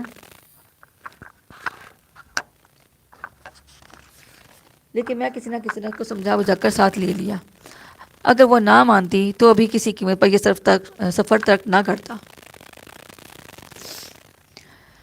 میرے سامنے اب ایک سنہری زندگی باہیں پھیلائے کھڑی تھی۔ انکا، پریتم لال کی دان کی ہوئی مالا، اس کی شکتیاں، بمبئی میں کوٹھی، مال و دولت، لیکن ان سب چیزوں سے مکمل لطف اٹھانے کے لیے ضروری تھا کہ میں سینے کا وہ بوجھ اتار دوں جو نرگس کی ظالمانہ موت کے بعد بدرین نے مجھ پر لاد دیا تھا۔ میں اس روز پنڈت سے انتقام لینا چاہتا تھا جس نے میری زندگی کی سب سے قیمتی چیز مجھ سے چھین لی تھی۔ پریتم لال کی دی ہوئی شکتی اور انکا کی پراسرار قوتوں کی وجہ سے مجھے قوی امید تھی کہ اب میں کالی کے مندر میں داخل ہو کر بدری نرائن کو مار سکتا ہوں۔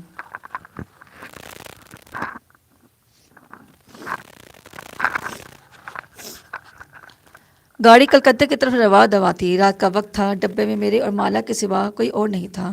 ٹرین ایک اسٹیشن پر رکی۔ فرسٹ کلاس کے ڈبے میں رات کے وقت مسافر کو زحمت نہیں دی جاتی، مگر میرے ڈبے کا دروازہ زور زور سے پیٹنے کی آواز آ رہی تھی۔ میں نے جھلا کر دروازہ کھولا تو 3 مسافر کھڑے تھے۔ انہوں نے میرے دروازے پر نمبردار ہوتے ہی معذر خانہ اور التجائی لہجے میں کہا، جناب ہمیں اگلے اسٹیشن پر اڑنا ہے، گاڑی چلنے والی ہے، اس وقت کوئی شخص ہمیں جگہ نہیں دے رہا، ازراہ کرم آپ ہمیں اجازت دے دیجیے۔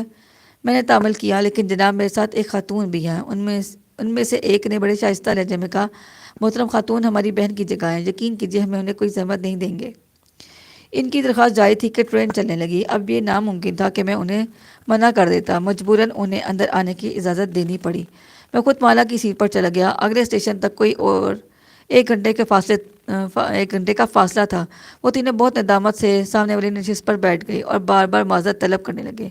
ان کا اس وقت سوئی ہوئی تھی۔ گاڑی چلے ہوئے ابھی 5 منٹ ہی گزرے تھے کہ مالا نے مجھ سے کہا،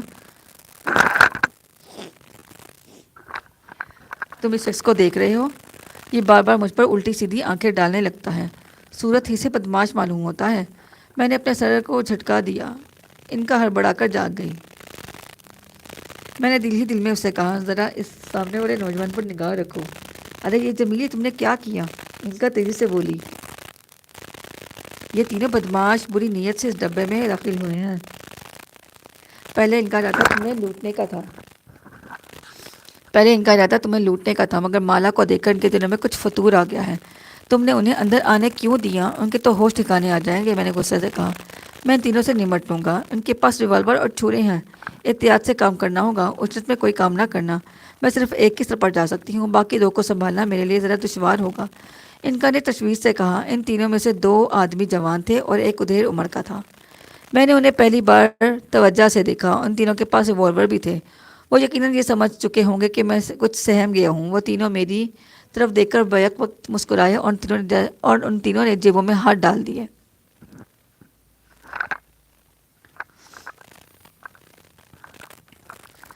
اور جب فوراً ہی ان کے ہاتھ جیبوں میں سے برآمد ہوئے تو وہ ریوالوروں سے لیس تھے۔ ان کی مسکراہٹ بڑی معنی خیز تھی۔ انہوں نے کمال پھرتی سے اپنے ریوالور مجھ پر تان لیے۔ میں نے اطمینان کی نظر سے انہیں کہا، خوب، میں نے کہا، خاصے اسمارٹ نظر آتے ہیں آپ حضرات۔ یقیناً انہیں اس سے پہلے کسی ایسے مسافر سے واسطہ نہیں پڑا ہوگا جو اتنے اطمینان اور سکون سے انہیں جواب دے۔ ادھیر عمر کا آدمی ہنسنے لگا۔ مالا سہم کر مجھ سے چپک گئی۔ وہ رون کے ساتھ مجھ سے مخاطب ہوا، مسٹر، یہ کھلونے نہیں ہیں، اصلی ریوالور ہیں۔ ابھی تھوڑی دیر پہلے میں ان کے اصل ہونے کا پتہ چل جائے گا۔ اب میں اگلے اسٹیشن پر اتر جانا ہے، لہٰذا جو کچھ بھی تمہارے پاس ہے وہ فوراً نکال کر سامنے رکھ دو، ورنہ تم جانتے ہو کہ پھر کیا ہوگا۔ شاباش، اچھے بچوں کی طرح ہمارا کہنا مانو، اس نے چمکارتے ہوئے کہا۔ ورنہ تمہیں قتل کر کے ڈبے سے باہر پھینک دیا جائے گا اور تمہاری چھوکری ہماری آغوش کی زینت بن جائے گی۔ ہمیں یقین ہے کہ یہ ہمارے بہت کام آئے گی، اچھے پیسے دے دیے جائیں گے۔ اسی وقت ان کا میرے سر سے سرک گئی۔ میں غصے سے بے قابو ہوا جا رہا تھا، لیکن سنبھل کر بولا، آج ہماری آپ کی اچھی ملاقات ہوئی۔ تین اچکے آدمی ایک ایسے شخص کے سامنے ہیں جس کے لیے قتل و خون ریزی بائیں ہاتھ کا کھیل تھا، جس کی پولیس اور جیل خانوں سے پرانی دوستی ہے۔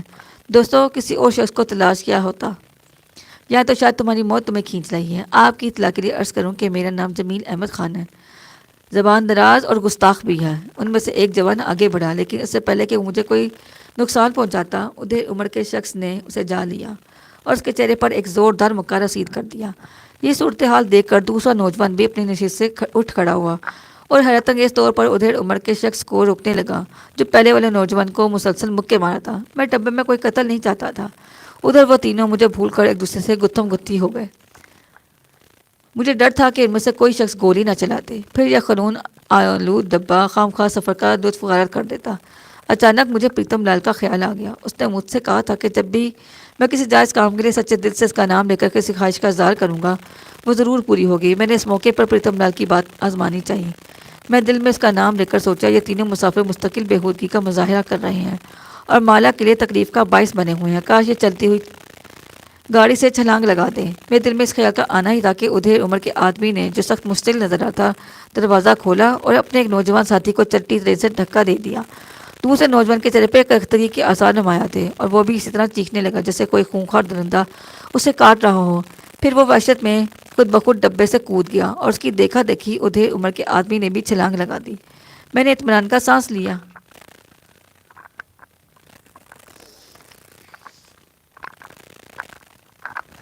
رات کا وقت تھا، اس لیے ان مسافروں کی دیوانگی میرے لیے کسی دشواری کا سبب نہیں بن سکتی تھی، لیکن مالا نے اس واقعے کا بہت گہرا اثر لیا تھا۔ وہ بہت دیر تک سہمی ہوئی مجھ سے چمٹی رہی اور خوف زدہ آواز میں کہنے لگی، انہوں نے اپنے آپ گاڑی سے چھلانگ کیوں لگا دی؟ کچھ دیر تک پہلے وہ ٹھیک ٹھاک نظر آ رہے تھے۔ تمہاری طرف جو بھی غلط نظروں سے دیکھا اس کا یہی انجام ہوگا۔ میں نے مالا کو قریب کر کے کہا، مگر اس کی سمجھ میں کوئی بات نہیں آئی۔ حیرت ہے، یہ سب اتنی جلدی کیسے ہو گیا؟ کیا وہ تینوں مسافر ذہنی مریض تھے؟ میں نے ادھر ادھر کی باتیں کر کے اسے ٹالنا چاہا۔ وہ بار بار کریت کر مجھ سے پوچھتی رہی کہ آخر یہ سب کیسے ہو گیا۔ میں اسے بتانا نہیں چاہتا تھا کہ سارا تماشا ان کا اور پریتم لال کی شکتی کی وجہ سے ممکن ہوا ہے۔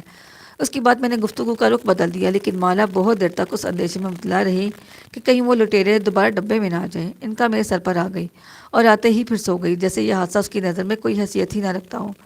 سفر کے دوران مالا کے ذہن پر یہ ہیبت ناک واقعہ برابر طاری رہا۔ پھر جب کلکتے قریب آنے لگا تو اس کی حالت کچھ بدلی اور وہ اپنے رشتہ داروں کے بارے میں باتیں کرنے لگی۔ باتیں کرتے کرتے اس نے مجھ سے پوچھا، جمیل، تمہارے بھی تو کچھ رشتہ دار ہوں گے، کہاں رہتے ہیں وہ؟ میں نے سرد آہ بھر کر کہا، سب مر چکے ہیں، اب میں اس دنیا میں بالکل اکیلا ہوں، میں جو تمہارے ساتھ ہوں۔ اس نے پیار سے میرے گلے میں باہیں ڈال دی۔ گاڑی جب پٹنہ اسٹیشن پر ٹھہری تو میں اسٹیشن کا نظارہ کرنے کے لیے ڈبے سے باہر آ گیا۔ پلیٹ فارم پر صبح کا وقت تھا۔ میں نے ایک بوڑھے داڑھی والے شخص کو شیروانی میں ملبوس ادھر ادھر بھاگتے دیکھا۔ وہ تیسرے درجے کے ڈبے میں جگہ حاصل کرنا چاہتا تھا، لیکن کسی ڈبے کے لوگ اسے اندر نہیں گھسنے دے رہے تھے۔ پھر وہ تیسرے درجے کے دھوکے میں میرے ڈبے کی طرف دوڑا اور یہ دیکھ کر افسردہ ہو گیا کہ وہ ایک پہلے درجے کے ڈبے کے سامنے کھڑا ہے۔ اسی اسنا میں گاڑی نے وسل دے دی۔ وہ اس کی بچارگی نہ دیکھی گئی۔ اس بڑھاپے میں جگہ حاصل کرنے کے لیے اس شخص کی بھاگم دور سے میں بہت متاثر ہوا۔ نہ جانے کیا بات تھی کہ میرا دل اس کی طرف کھنچتا چلا گیا۔ میں نے اسے آواز دی، آئیے آپ اس ڈبے میں بیٹھ جائیے۔ اس نے میری طرف دیکھ کر کہا، مگر بیٹے میرے پاس تو 3rd کلاس ٹکٹ ہے۔ میں نے کہا کوئی بات نہیں، آپ اندر تشریف لے آئیے۔ نہیں بیٹے تمہارا شکریہ، میں جگہ تلاش کر لوں گا، انہوں نے بزرگی سے جواب دیا۔ نہیں آپ اندر آ جائیے۔ میں نے ہاتھ پکڑ کر انہیں اوپر کھینچ لیا۔ وہ اندر آ گئے اور ایک کونے میں دبک کر بیٹھ گئے۔ وہ بار بار شکریہ ادا کرتے رہے۔ ٹرین آگے بڑھی تو ہمارے درمیان گفتگو کا سلسلہ شروع ہوا۔ انہوں نے مالا کے بارے میں پوچھا اور اسے دعائیں دیتے رہے۔ جب ہم آمنے سامنے بیٹھے تھے تو وہ بہت دیر تک ایک دوسرے کو تکتے رہے تھے۔ وہ میرے چہرے اور ان کے چہرے پر کچھ تلاش کر رہے تھے۔ مجھے گمان بھی نہیں ہو سکتا تھا کہ میرے سامنے میرے سگے چچا بیٹھے ہیں۔ ایک عرصے سے اپنے کسی عزیز سے میرا کوئی تعلق نہیں رہا تھا۔ والد کا انتقال پہلے ہی ہو گیا تھا۔ اس کے بعد سے میں اپنے کبھی آبائی شہر نہیں گیا تھا۔ اس رشتے کا انشاء اس وقت ہوا جب انہوں نے مجھ سے میرے بارے میں کچھ جاننا چاہا اور میں نے اپنا نام وغیرہ بتایا۔ اپنے چچا کو خستہ حالت میں دیکھ کر مجھے افسوس ہوا اور خوشی بھی ہوئی کہ بہت دنوں بعد ایک رشتہ دار دیکھنے کو ملا۔ جب ہم ایک دوسرے کو پہچان گئے تو گلے مل کر خوب روئے۔ انہوں نے اپنے گھر کے بارے میں بتایا کہ ان کی مالی حالت تباہ ہے اور اب وہ لکھنؤ میں ایک ہندو بنیے کے ہاں حساب کتاب کا کام کرتے ہیں، اور اس وقت وہ اسی بنیے کے کسی کام سے کلکتے جا رہے تھے۔ راستے بھر ہم دونوں ایک دوسرے کے متعلق تفصیلات کرتے رہے۔ انہوں نے اصرار کیا کہ مجھے کلکتے سے واپسی پر لکھنؤ پہنچنا ہے، وہاں میری چچا زاد بہنیں اور بھائی مجھے دیکھ کر بہت خوش ہوں گی۔ میرا ایک ہاتھ ضائع ہو جانے پر انہیں گہرا رنج ہوا۔ وہ مالا سے بڑی خوش خلقی سے پیش آ رہے تھے۔ احتیاط کے پیش نظر میں نے مالا کا نام نرگس رکھ دیا تھا۔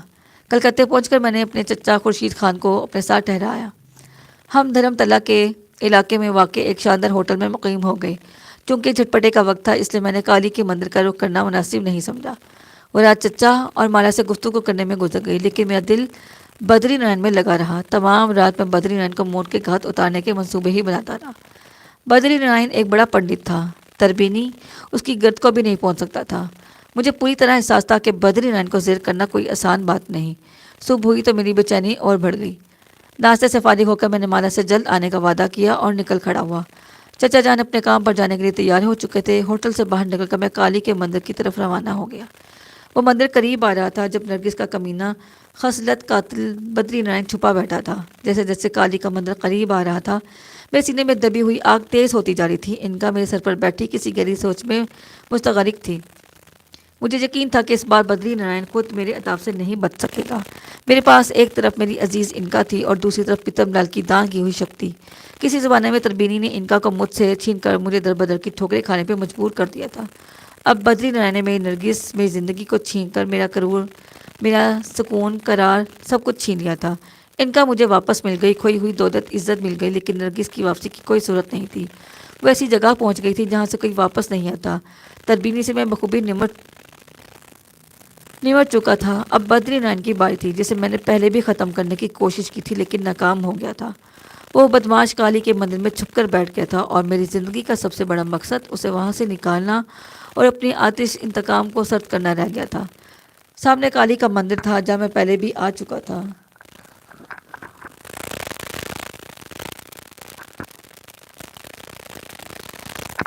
جیسے جیسے میں مندر کا احاطہ طے کر رہا تھا میرے خون کی حدت تیز ہوتی جا رہی تھی۔ انکا میرے سر پر بیٹھی کسی گہری سوچ میں مستغرق تھی۔ میں مندر کے قریب پہنچا تو انکا اپنے خیال سے چونک کر بولی، جمیل میں کالی کے مندر میں نہیں جا سکتی، یہیں رک کر تمہارا انتظار کروں گی۔ تم ہر قدم محتاط ہو کر اٹھانا، بس کسی طرح اسے باہر لانے میں کامیاب ہو جاؤ۔ یاد رکھنا اندر داخل ہونے سے بہتر ہے کہ تم اسے باہر لے آؤ۔ کاش میں تمہارے ساتھ چل سکتی۔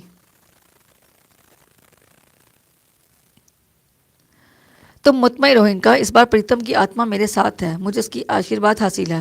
میرا خیال ہے میں مندر میں داخل ہو جاؤں گا۔ میں نے اعتماد سے کہا، نہیں تم مندر میں صرف مجبور ہو کر داخل ہوگے، یہ کالی کا مندر ہے اور بدری نرائن کالی کا سیوک ہے۔ ان کا نے اس طرف سے کہا۔ جب میں مندر کی عمارت کے بالکل نزدیک پہنچ گیا تو ان کا چپ چاپ میرے سر سے اتر گئی اور چلتے چلتے مجھے رہنے کی تلقین کرتی رہی۔ میں خود کو پوری طرح تیار کر کے آگے بڑھنے لگا، کچھ سینہ کشادہ کیے، کچھ نتنے پھلائے جیسے کوئی پہلوان اکھاڑے میں داخل ہو۔ اس وقت میرے بدن میں ایک دھوتی اور کرتا تھا۔ مندر میں آنے جانے والے پجاری اور پجارنے میری جانب کن اکھیوں سے دیکھ رہے تھے، میں ان کے درمیان سے ہو کر آگے بڑھتا رہا۔ میں نے کسی کو کوئی اہمیت نہ دی اور نہ ہی دیتا، جبکہ میرے ارادے کسی بگڑے ہوئے شیر کے سے تھے۔ سیڑھیاں عبور کر کے میں اندرونی حصے میں داخل ہو گیا، جہاں ایک کشادہ احاطہ تھا۔ احاطے کے درمیان سبزہ تھا، جہاں پنڈت پجاری خوبصورت پجارنے بیٹھے باتیں کر رہے تھے۔ سامنے ایک محرابی دروازے کے اندر سے گھنٹیوں اور بھجن گانے کی ملی جلی آوازیں آ رہی تھیں۔ میں نے احاطے کے چاروں جانب دیکھا، لیکن بدری نارائن کہیں بھی نظر نہ آیا۔ میں اس جانب بڑھا جہاں بھجن کی آوازیں آ رہی تھیں۔ محرابی دروازے کے قریب ایک دلکش داسی نے ہاتھ باندھ کر مجھے پرنام کیا۔ وہ نظریں نیچے کیے کترا کر جانے لگی تو میں نے بلا تکلف ہاتھ بڑھا کر اس کی کلائی تھام لی۔ وہ سٹپٹائی، لیکن میری آنکھوں میں سنجیدگی دیکھ کر سوالی نگاہوں سے میری طرف دیکھنے لگی۔ میں نے اسے پوچھا، مندر کا بڑا پجاری اس سمے کہاں ملے گا؟ تلسی داس مہاراج اس سمے اپنی کٹیا میں ہوں گے، داسی نے ڈنڈوت کرتے ہوئے جواب دیا۔ پھر میرے اصرار پر بڑے پجاری کی کٹیا تک میری رہنمائی بھی کر دی، جو احاطے کے مغربی حصے میں واقع تھی۔ کٹیا کے اندر سے گیان دھان کی آوازیں آ رہی تھیں۔ تلسی داس اس وقت دوسرے پنڈت پجاریوں کو درس دے رہا تھا۔ میں تو فوری طور پر اسے چھیڑنا مناسب نہیں سمجھا۔ داسی مجھے کٹیا کے قریب چھوڑ کر جانے لگی تو میں نے کچھ سوچ کر لگاوٹ بھری نظروں سے اس کے حسین سراپے کا جائزہ لیتے ہوئے کہا، سندری، تم نے مجھے اپنا شبھ نام نہیں بتایا۔ میرا نام بسنتی ہے، داسی نے میری آنکھوں کی گرمی سے پگھلتے ہوئے شرما کر جواب دیا۔ میرا ذہن اس وقت صرف بدری نائن میں الجھا ہوا تھا۔ میں نے داسی کے شوخی اور شرم کے دل فریب انداز سے مصنوعی طور پر کہا، متاثر ہو کر، تمہارا نام بھی تمہاری طرح سندر ہے۔ آج کے لیے اتنا ہی کافی ہے، انشاءاللہ کل پھر ہم حاضر ہوں گے۔ تھینک یو امل میتے، مجھے نہیں پتا آپ نے کیا لکھا ہے۔ تھینک یو سو مچ مجھے سننے کے لیے۔ کل انشاءاللہ پھر ہم آپ کے ساتھ آگے کہانی کنٹینیو کریں گے۔ اللہ حافظ۔